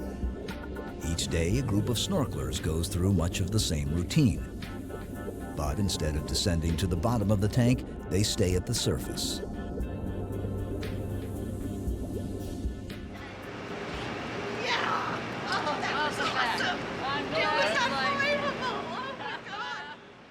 Check that off the bucket list. Swam with dolphins, now with whale sharks. That's good. Perfect. Gotta squeeze them in. I'm 69 already. In an aquarium, they're all well fed. There's no threat, there's no worry. They look at you, they ignore you. It's a great feeling, especially for a cameraman who doesn't have to worry about getting nipped in the open ocean. This is a great place. This is where I'm doing all my filming from now on. Even though most shark dives are relatively safe, 2 prominent shark advocates think we may be taking things a bit too far. And they both survived brutal shark attacks. Good to see you. Dr. Eric Ritter has helped to dramatically change the popular perception of sharks from bloodthirsty killers to vital animals that need our protection. A leading authority on shark behavior, Ritter has spent thousands of hours in the water with sharks. He also devotes much of his time to forensic investigation of attacks, or as he prefers to call them, shark accidents. And Eric has intimate knowledge of the subject. After thousands of interactions with dangerous sharks, his luck finally ran out. In 2002, while filming a television special, he nearly died after a large bull shark bit his leg. Although he certainly pushed his luck many times, Ritter has serious reservations about how far some shark divers are now willing to go for a thrill. When we go back to the early days of shark diving, we were feeding the reef sharks and everybody was pretty much happy. But in the last few years, these adrenaline junkies, they want more, bigger and faster. And now everybody seems to want to dive with tiger sharks, white sharks, big bull sharks, but it's not a safe scenario. In my opinion, it has gone way too far. It's not a question about if it ever happens, it's a question of when does it happen. And who will be blamed? The sharks.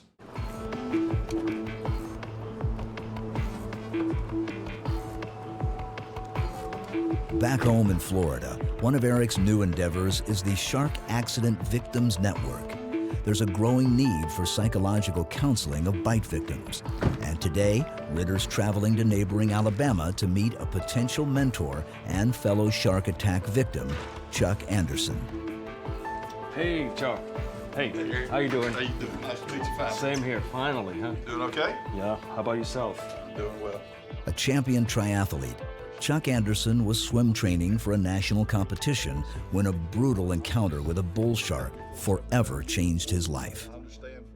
It was 6:38 a.m. in the morning, and I took about 2 more strokes in the water, and about that time, boom, it hit me from the bottom. And I started looking around, treading water, and I put my face down in the water, and when I did, it was coming up from the bottom at me. And I just instinctively threw my hands out to push off of him, and when I did, he took all 4 fingers off my right hand, and all that was left was my thumb. Just like a surgeon scalpel, it just cut them off clean. There was no pain at that stage of the game, so the fin actually was coming through the water at me.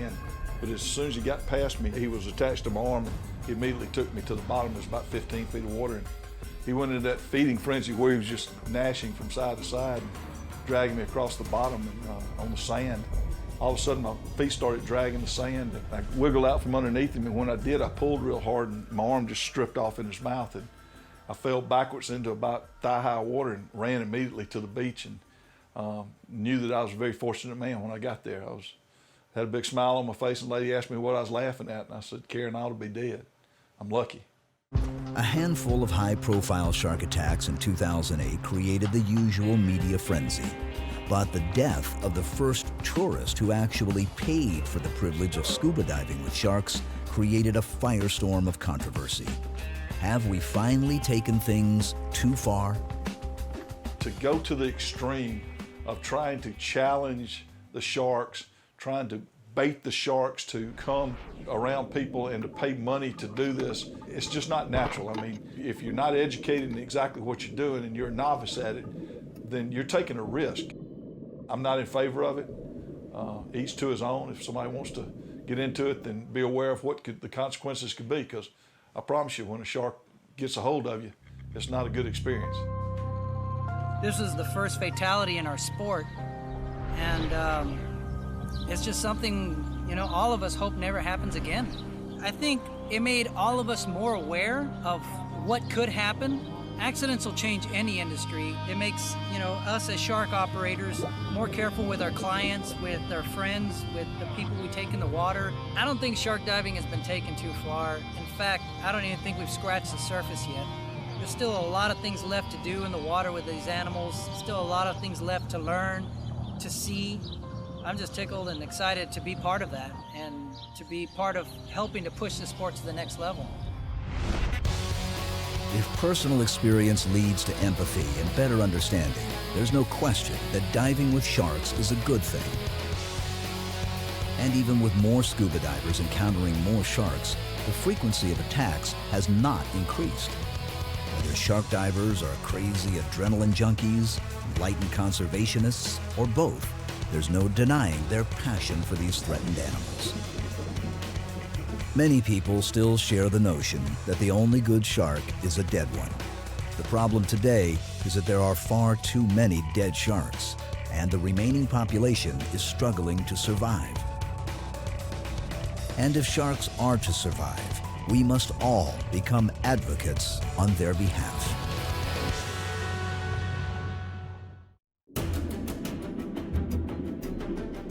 Sharks definitely have an image problem. After all, they do, on rare occasion, kill people. But what's not commonly known is that they're in deep trouble globally. The population of some species has declined by more than 90% due to overfishing and our insatiable appetite for shark fin soup. Larger animals, such as hammerheads, oceanic whitetips, and tiger sharks, are disappearing fast. There's one place in the world where sharks still flourish: the Bahamas. In the crystalline waters of this island nation, sharks are highly protected. It's illegal to kill them. Stuart Cove's great passion is sharks. Traveling in his small plane, he helps spread a gospel of shark advocacy across the Bahamas.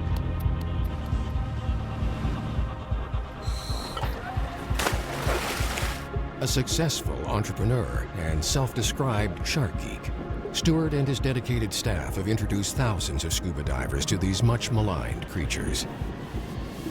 Shark tourism is his business, and the most sought-after and prestigious job at his operation is shark feeder. Competition for a handful of positions is tough. It's also a family affair. Stuart Cove's teenage children, Sasha and Travis, are both veteran shark wranglers.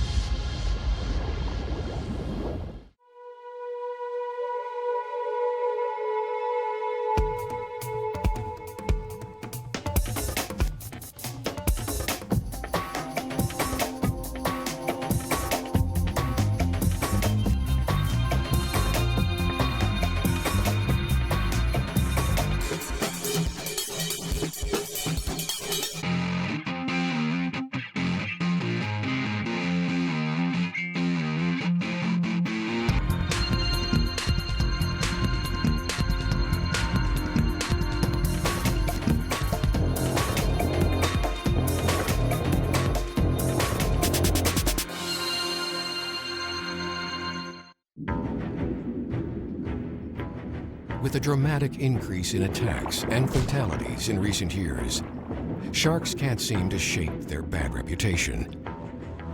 They could sure use some help with their public relations. Demand for their fins, jaws, and meat grows each year. There is one remarkable country, though, where sharks are not hunted.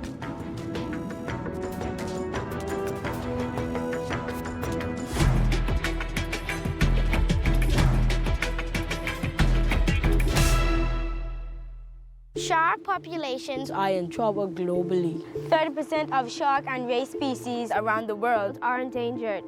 It's a demand for shark fins, liver oil, and other products that have driven numerous populations to the brink of extinction. The people of the Bahamas take the plight of sharks very seriously. Please. Please, please, please. Please protect our sharks.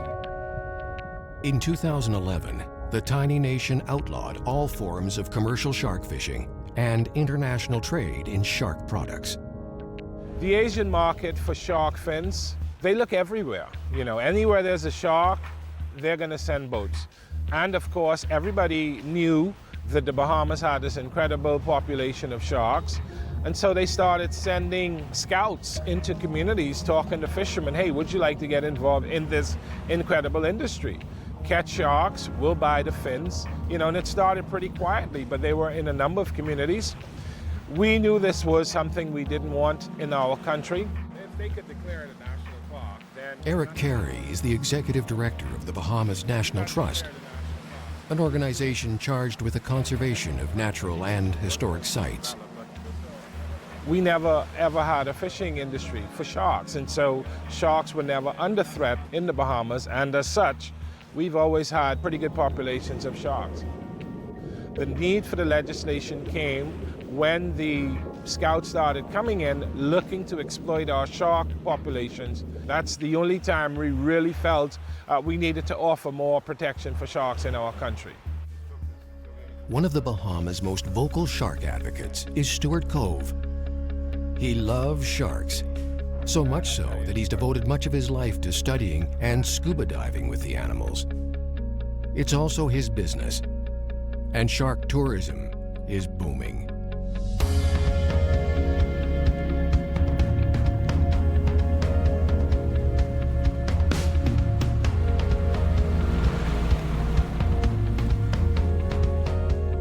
From our research, it shows that 40% of the divers come to the Bahamas because of the shark dives.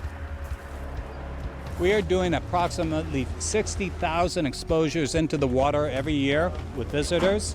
So it is a huge economic engine and helps the economy. Hotel rooms, the taxi drivers benefit, the shops, everybody benefits from the shark experiences.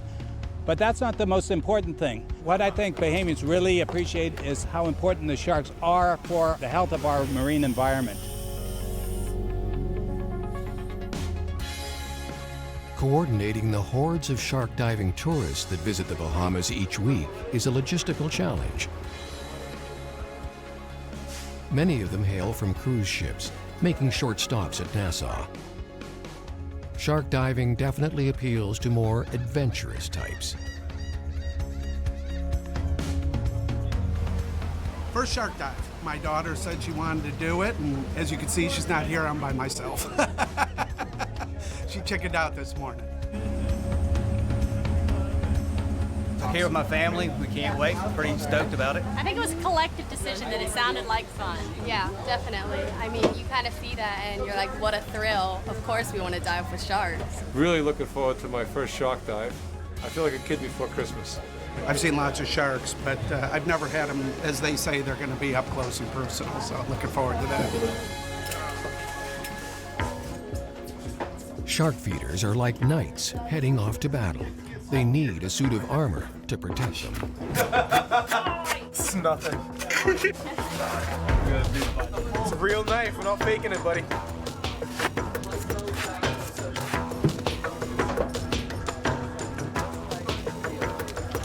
I'm feeling quite nervous. But it's going to be good. It's going to be fun, I think. I'm going to concentrate on keeping my limbs together. We have some grouper pieces. That's pretty much the main thing that we have in here today. I think there's also a few snapper bits in here as well. But this grouper, this is part of their main diet. This is what the sharks like. Sharks! I'm excited. I'm really excited. Excitable. I'm excitable. You ready? All right, let's go. I love pushing people in. I'm fine if I die. I'm gonna be fine. Big giant step.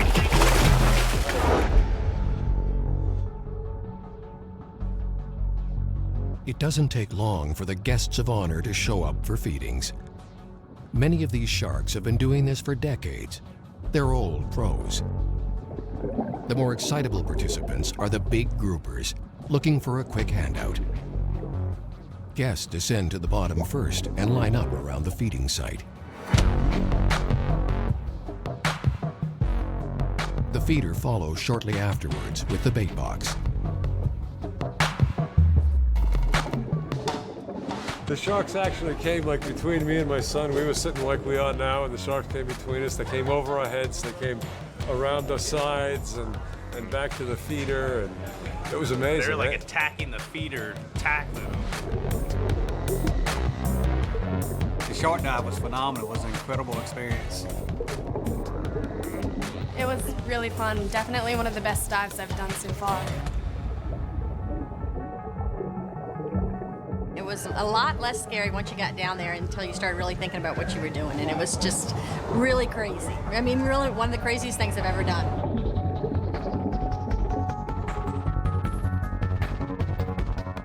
I liked when he was tickling them under the chin to make them fall asleep, and he would move them around and push them towards people, and it was fun. I never saw anything like it. Never dreamed it was going to be like that. The feeder can immobilize sharks, either by flipping them upside down or by stimulating their sensitive snouts. The animals lapse into a state of tonic immobility that's similar to fainting. The sharks are briefly incapacitated, just long enough for guests to get a closer look. Oh, it was incredible. They told us not to touch them, but we did. Sharks were swimming everywhere. I kept getting nudged. I thought it was my buddy nudging me. Look over, it's a 7-8 foot shark hitting into me. It was pretty cool.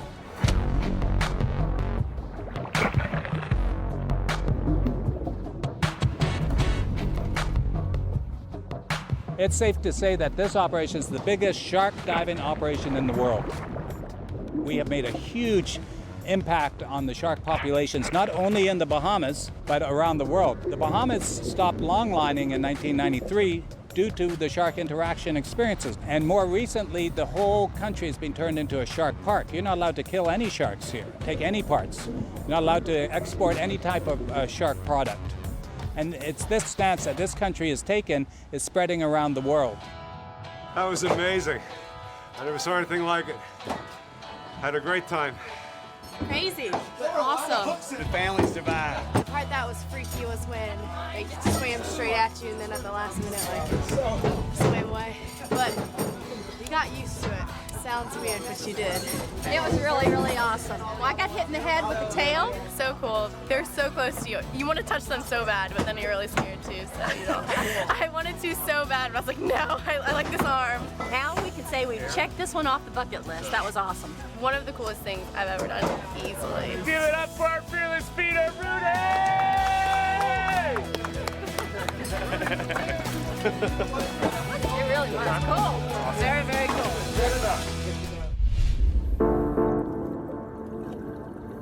Stuart Cove's 2 children, Travis and younger sister Sasha, have been diving with and feeding sharks for years. Were these my first time? A bit of sibling rivalry developed between them when Travis was recognized as the world's youngest shark feeder.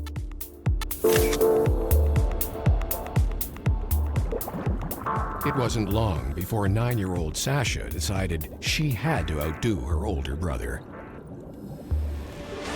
What are you doing today? I'm breaking my brother's world record. Yeah. What is that? Youngest shark feeder. I've just been diving and with sharks since I was really, really little because growing up with my family being in the business that they are, I spent most of my time on the water either swimming and snorkeling with the sharks. What are you feeling right now? Excited. Happy. Which ones are mine? My brother was the youngest shark feeder in the world. Every living moment, he would just rub it in my face that he was the youngest shark feeder in the world and I hadn't even fed. And so I was like, no, this just can't happen. And so on my 10th birthday, I got out of school on a Wednesday early and I went down and I fed and I was so scared. Well, my kids started diving at a very young age, started snorkeling with sharks at a young age and diving with sharks from when they were 8 years old. So my daughter, Sasha, they're very competitive, my children. When she was 10, she wanted to be the youngest shark feeder in the world, so we took her in the early morning and let her feed the sharks. And so right now, as it stands, I think she's the youngest shark feeder in the world. One of Sasha Cove's friends from her school in Canada is also a veteran scuba diver, at only 14. Filmmaker Danny Morrow's daughter, Samantha, was also exposed to the underwater world at a very young age. My dad, ever since I was in a high chair, has been showing me his shark documentaries and teaching me to love the water and the ocean and all the animals in it. I have to admit it, Sam seems to be a bit of an adrenaline junkie, and if it's not climbing trees or doing flips on a trampoline, she's always into doing something scary. I've been filming sharks for about 20 years now, and I think through osmosis, she's kind of developed this fascination with sharks. And I think she wanted to take it to the next level, and the next level is to actually get in the shark suit and get right in with the sharks and try and feed them. After hearing stories about Sasha and her shark-obsessed family, the two girls forged a common bond. It was only a matter of time before Sam decided that shark feeding was something that she had to do.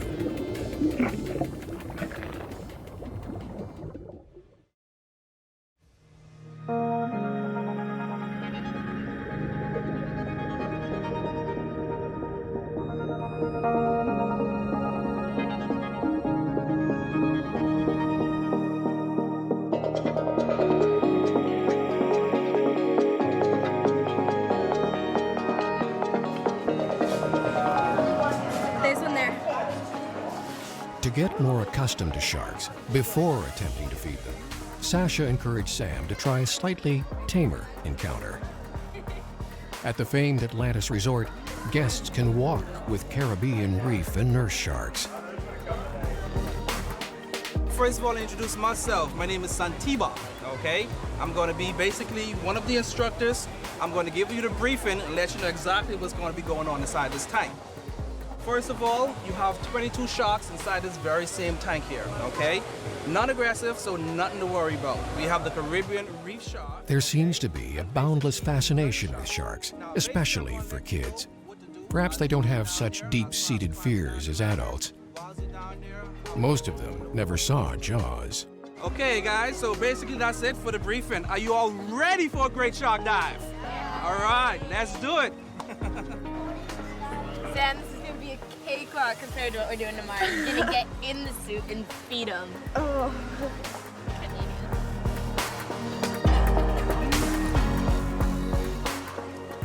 Like scuba divers, guests on the Shark Walk breathe compressed air. But instead of using regulators, they breathe with a state-of-the-art helmet.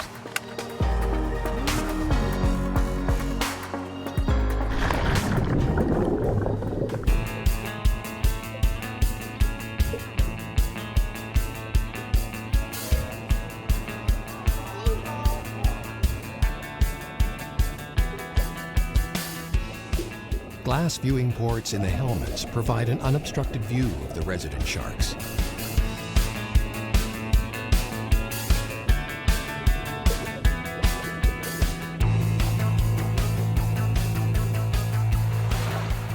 At the resort's Mayan temple, visitors can also rocket through the shark exhibit on a water slide, or slowly raft down a river while surrounded by sharks.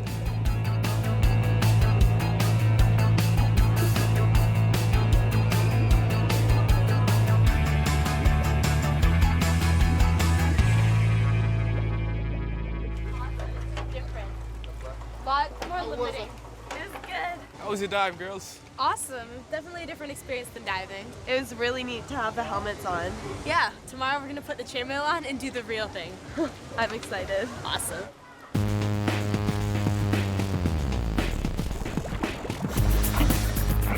One of the most coveted jobs in the dive industry, and particularly here at Stuart Cove, is becoming a shark feeder. Not only is it potentially dangerous, but it's very exciting. You get up and close and personal with these animals. And one of the things we're very proud of is we have women shark feeders. It's a macho type thing. You're getting down there, you're feeding these sharks up to 40 at a time, you're getting beat up, pounded. It's like being a linebacker. And for women to do it is really quite something special. I was working a job I hated in England, and I was a diver. And I decided, why not go professional? Found Stuart Cove online, and they accepted my application.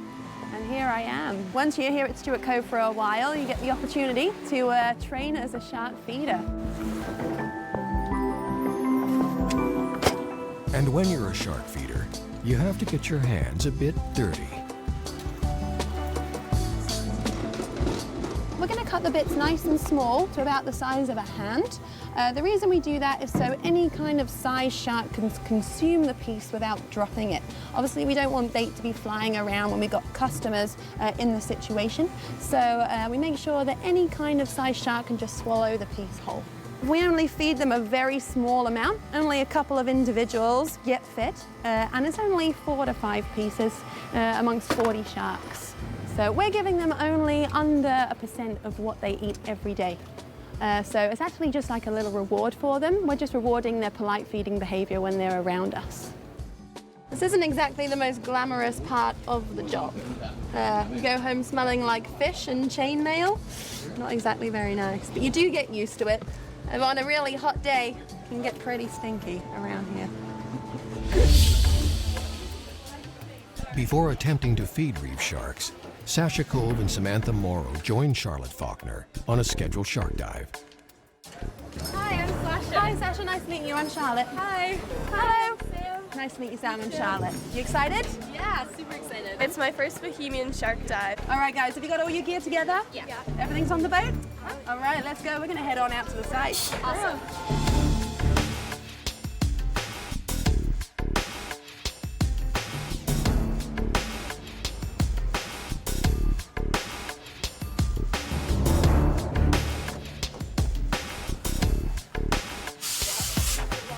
All shark feeders at Stuart Coves are required to don protective chainmail suits. This is chainmail made of titanium.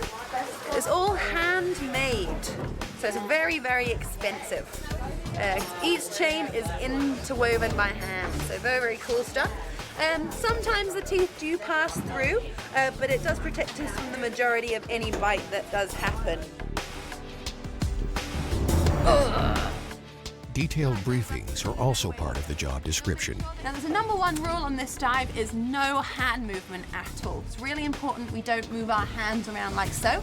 Our hands are going to be crossed, obviously, on the railing or holding a camera like that. That's the only ways you're going to be, okay? Once you're all back on board, all safely, I can come on back, hopefully, with all my fingers and toes, okay? So I never get sick of this. I've done it 100 times, more than that, but it's always different. The shark's behavior is different each time. So you learn something each time. The kids and other guests descend to the feeding site before the action begins. It's showtime.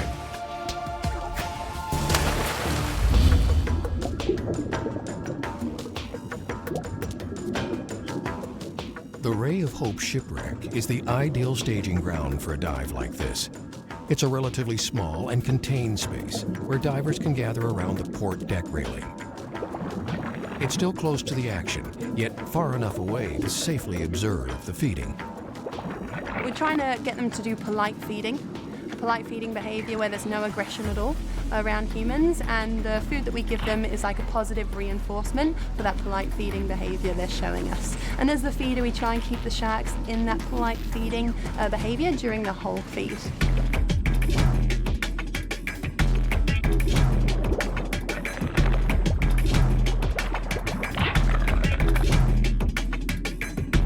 Sharks are just such majestic creatures. They live out there and they're so strong and graceful and beautiful, and they can cause so much damage if they really want to, but they really don't, and they have such a bad image. I feel so strongly about sharks. They're my favorite animal by far. Our dive can change people's attitudes from a negative perception of sharks to a positive perception. And we see this change just in one afternoon. And they come on up and they just have this love and appreciation for sharks, which is such a positive message we need to spread. The Bahamas truly are a shark haven. Woo! Another day at the office. Woo! So now that you've seen the sharks, tomorrow we'll teach you how to feed them, and it's gonna be pretty awesome. Cool. Yeah. All right, Sam, so how was it then? Oh, that was amazing. I don't know how you could do that so close. That's the first step, getting on one side of the railing. Now you're going to come on the other side and feed him. What do you think? Oh, I'm excited. It's gonna be awesome. Once in a lifetime thing.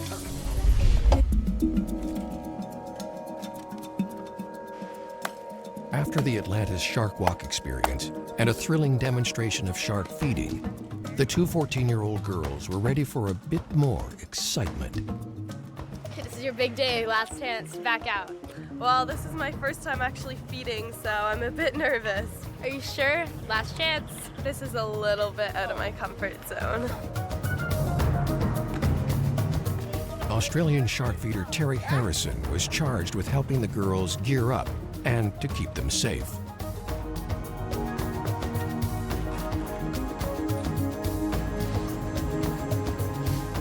brother Travis also joined the group as a safety diver.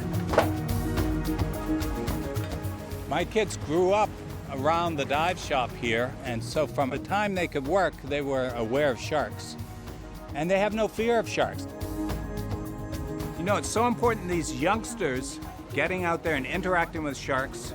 If the kids aren't scared of sharks, and the kids are showing that the sharks aren't this indiscriminate killer that the media has shown over the last few decades, we know that if sharks are interacted with in a sensible way, they're not going to eat you, they're not going to bite you. Today we've got something real special happening. We've got 2 little gnarly chicks coming out, and they're only 14 years of age, so if I had this opportunity, I definitely would have jumped at it.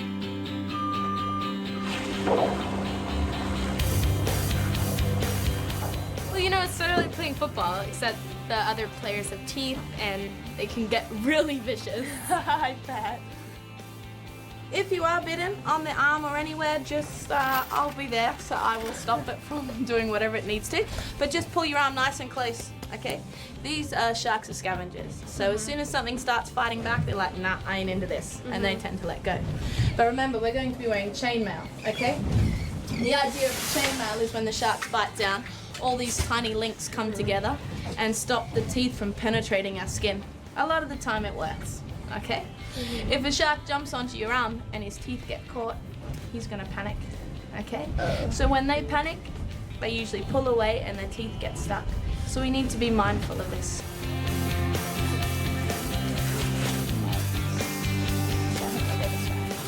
Okay, honey.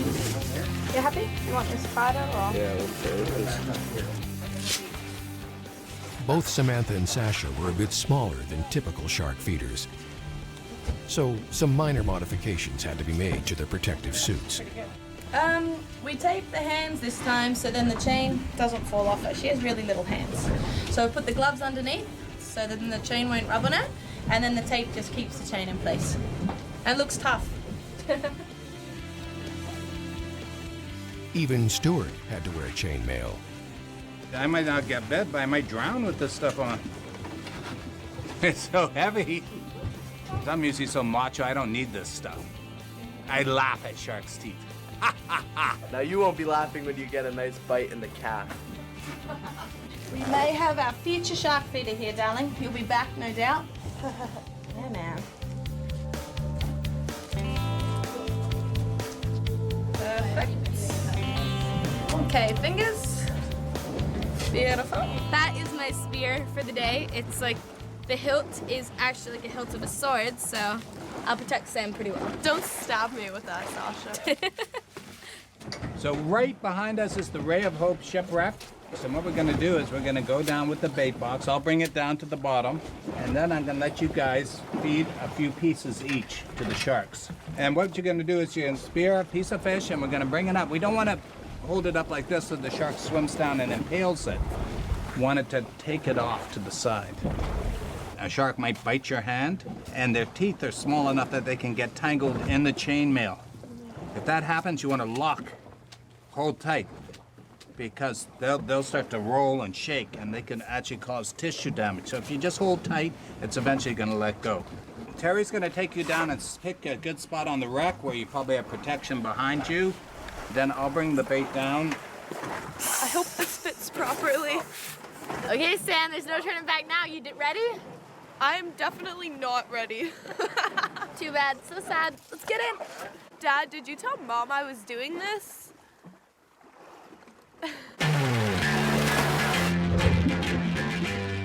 Hey, Travis, you ready to go? All right, Dad, let's do it.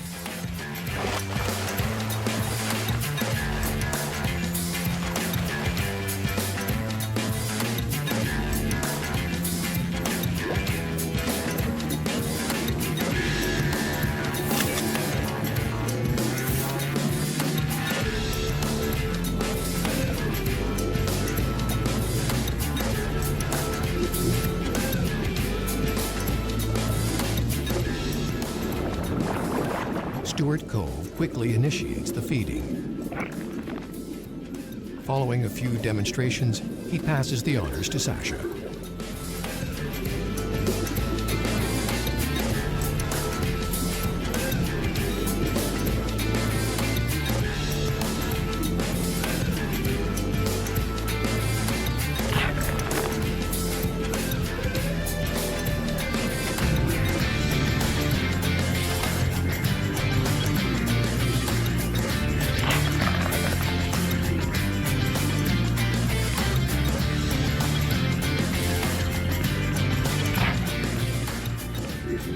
in a short period of time, the action ramps up, way up.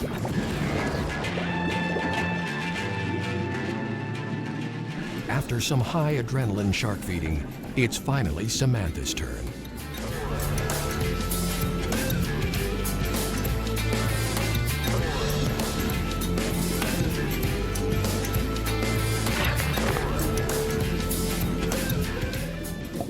Sam down there was amazing. She's just such a natural with them. She did not flinch at all when we went down there. She just went straight into it. It goes pretty well for the novice shark feeder, until she gets bitten on the hand. Fortunately, the chainmail did its job and protected her from injury. It was incredible, my first time feeding ever, and it was a very scary experience, but I'm so happy I did it.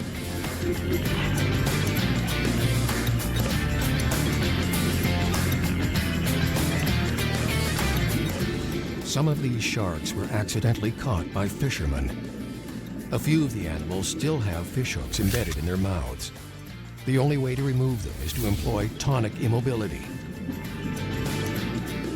Temporarily incapacitated, it's quick work for Stuart and his son Travis to remove the hooks.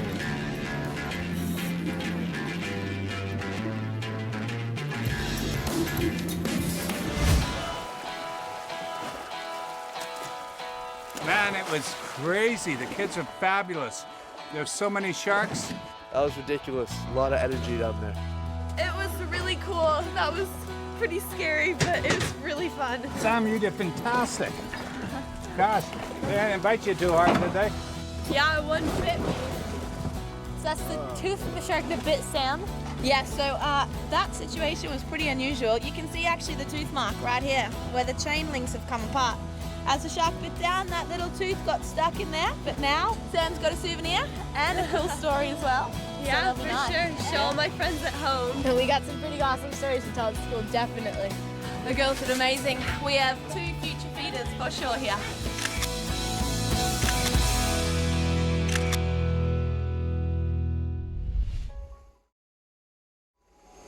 Stuart, what's with the 2 coffees? It's early in the morning, and I'd like to be awake when I fly.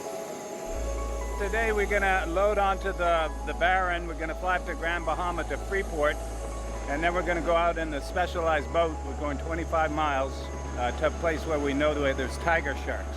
Hey Stu, how you doing? Good, Jim. You ready for this flight up to Tiger Beach? I can't wait to meet those tigers. We're gonna go see the big sharks.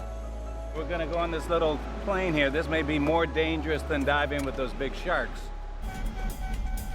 Spread out over an immense area, the best way to travel throughout the Bahamas is by plane. Many of the islands have tiny landing strips, suitable only for smaller aircraft. I became very interested in sharks after working on a couple of the Bond films where we were wrangling tiger sharks, and then creating shark diving experiences off of New Providence. I was so excited about it. I wanted to get involved with different species, and the Bahamas has such a healthy population of sharks, and having a plane enables me to fly to different islands to interact with these different sharks.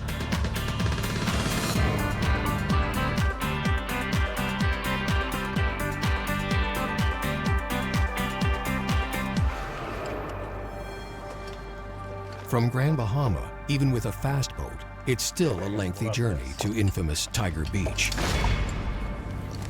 So what we've learned about the tigers is they're very opportunistic eaters. We want to have a lot of awareness when the tigers are around. As long as they're swimming around us, and if they come too close, you can push them away.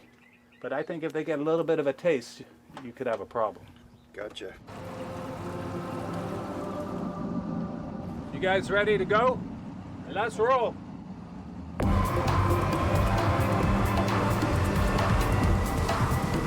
My father was an avid diver when I was a wee one, and his best friend owned a dive shop in Nassau, and they taught me to dive when I was 5.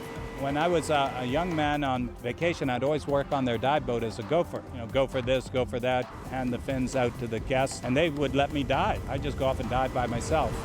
They're doing 32 miles an hour. As a young teenager, we would go out and we'd meet tourists and meet friends, and we would teach them to dive. So by the time I was 18 or so, I was a well-seasoned dive instructor. This is what we call Bahama Blue. Prettiest water in the world. Got a lemon shark already. Some fresh wahoo with some guys just caught. This is what we're gonna use to chum with. You have right here an 8-10 foot lemon shark, and we can have up to 40 of these animals at the same time. Well, you know, this is a little more serious diving today. We have to watch our back. Tiger sharks are one of the top predators.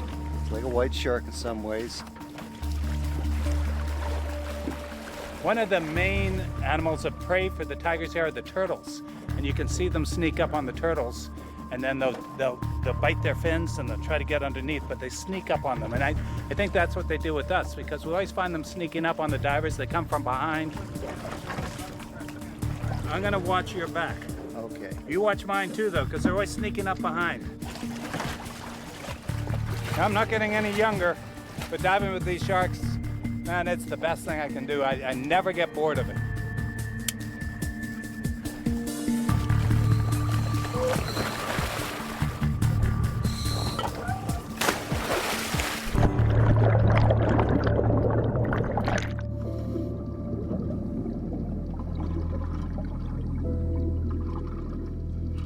The Tiger Beach experience, we had a spectacular day. The water was flat, calm. As soon as we got to location, we had 2 large lemon sharks.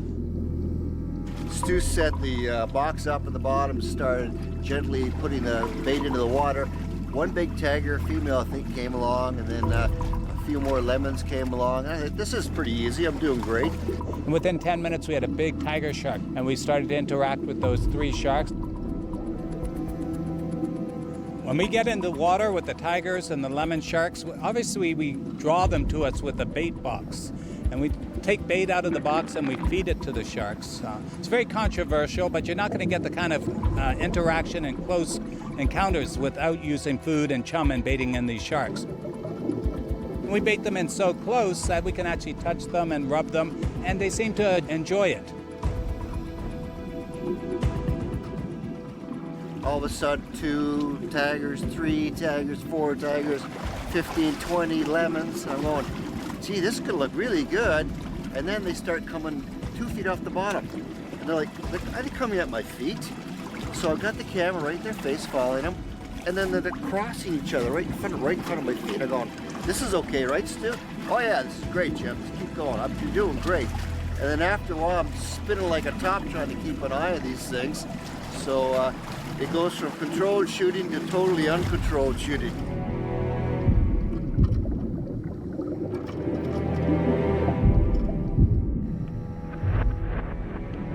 You're trying to watch a tiger shark, and there's one over here, one over there, and all of a sudden there's one going between your legs from behind.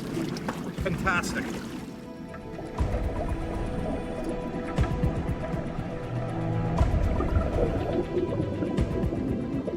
A solitary, mostly nocturnal predator, tiger sharks are second only to great whites for the most recorded attacks on humans. They often roam close to shore, creating the potential for encounters with swimmers, surfers, and divers. Unlike great whites that mostly prey on seals and sea lions, tiger sharks will eat virtually anything, including us.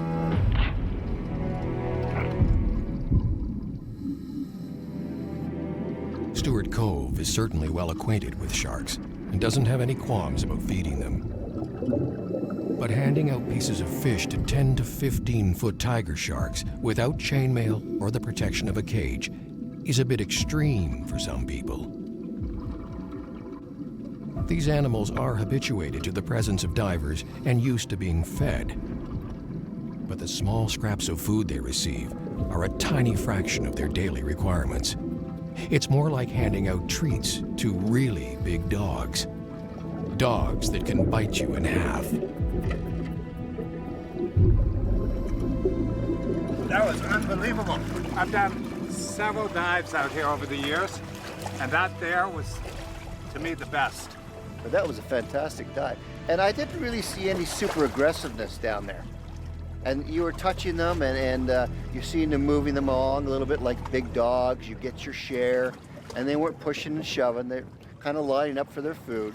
What got them ramped up there near the end was there was a big piece of wahoo carcass, which is very bloody, and I took it out and I was trying to give it to the tiger shark. But the lemon shark grabbed hold of it and went taking off and shook it, and the blood went everywhere. And you could see everything changed. All the lemon sharks went after them. The tiger sharks kind of arched their backs a little bit. And at that point, I think I felt a little bit uncomfortable. But most of the dive with those sharks all around me, I mean, they're around my legs, on my feet. I had no protection on my hands, no chainmail on my body. But I didn't at any time really feel in danger. Wow, I just love my job.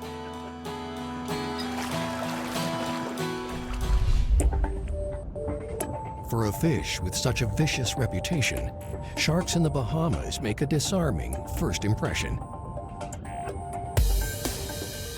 They're not exactly cute or cuddly, but sharks here simply go about their business, as most predators do when left undisturbed.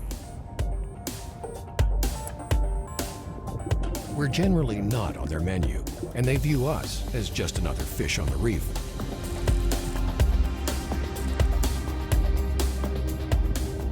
Tourism accounts for nearly half the gross national product of the Bahamas. And diving is a multi-million-dollar industry, with sharks an ever-increasing draw.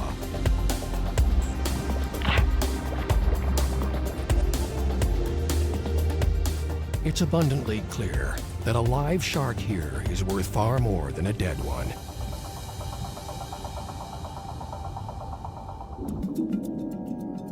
The Bahamas is one of only 5 small nations that have completely banned commercial shark fishing. Multinational fleets are not welcome in these waters. It really was a big deal that a small country like the Bahamas, joining other small countries, took on the giants and, determined that this was something that had to be done. We are very optimistic that we're going to be able to influence the larger countries and get them to see why it's important to protect sharks. So I think the future is bright. And as a small country, we really feel proud that we stepped up to the plate, and we salute the government. Here in the Bahamas, we're the leaders in shark conservation. We realize how valuable a shark is, not only to the economy, but to the environment. And hopefully other countries will realize that a live shark is going to keep their waters healthy, keep their fish populations strong. A dead shark isn't going to do them much good. It's only good for them one time. I am very proud to be a Bahamian and proud of our country and the stance that it has taken in conservation and protecting sharks.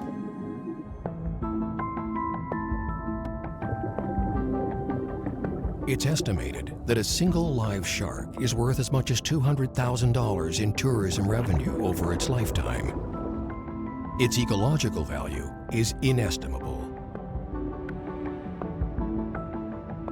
Studies in the Bahamas and the Caribbean have shown that where sharks are keystone species, their depletion could ultimately destroy coral reefs. Their role in the food chain is crucial. If the sharks are gone, so too goes a rich ecosystem, one that feeds local people and keeps visitors coming back. I've been blessed to grow up with all this healthy marine environment here in the Bahamas. Lots of sharks, with oceanic whitetips, hammerheads, reef sharks, tiger sharks. I hope that they're here for my grandchildren, my great-grandchildren, for many generations beyond that they can enjoy this wonderful resource. And I am very optimistic that many of these species that are now threatened are going to be able to bounce back, and that human beings are going to understand how important it is to live in balance with these very important creatures that inhabit our waters.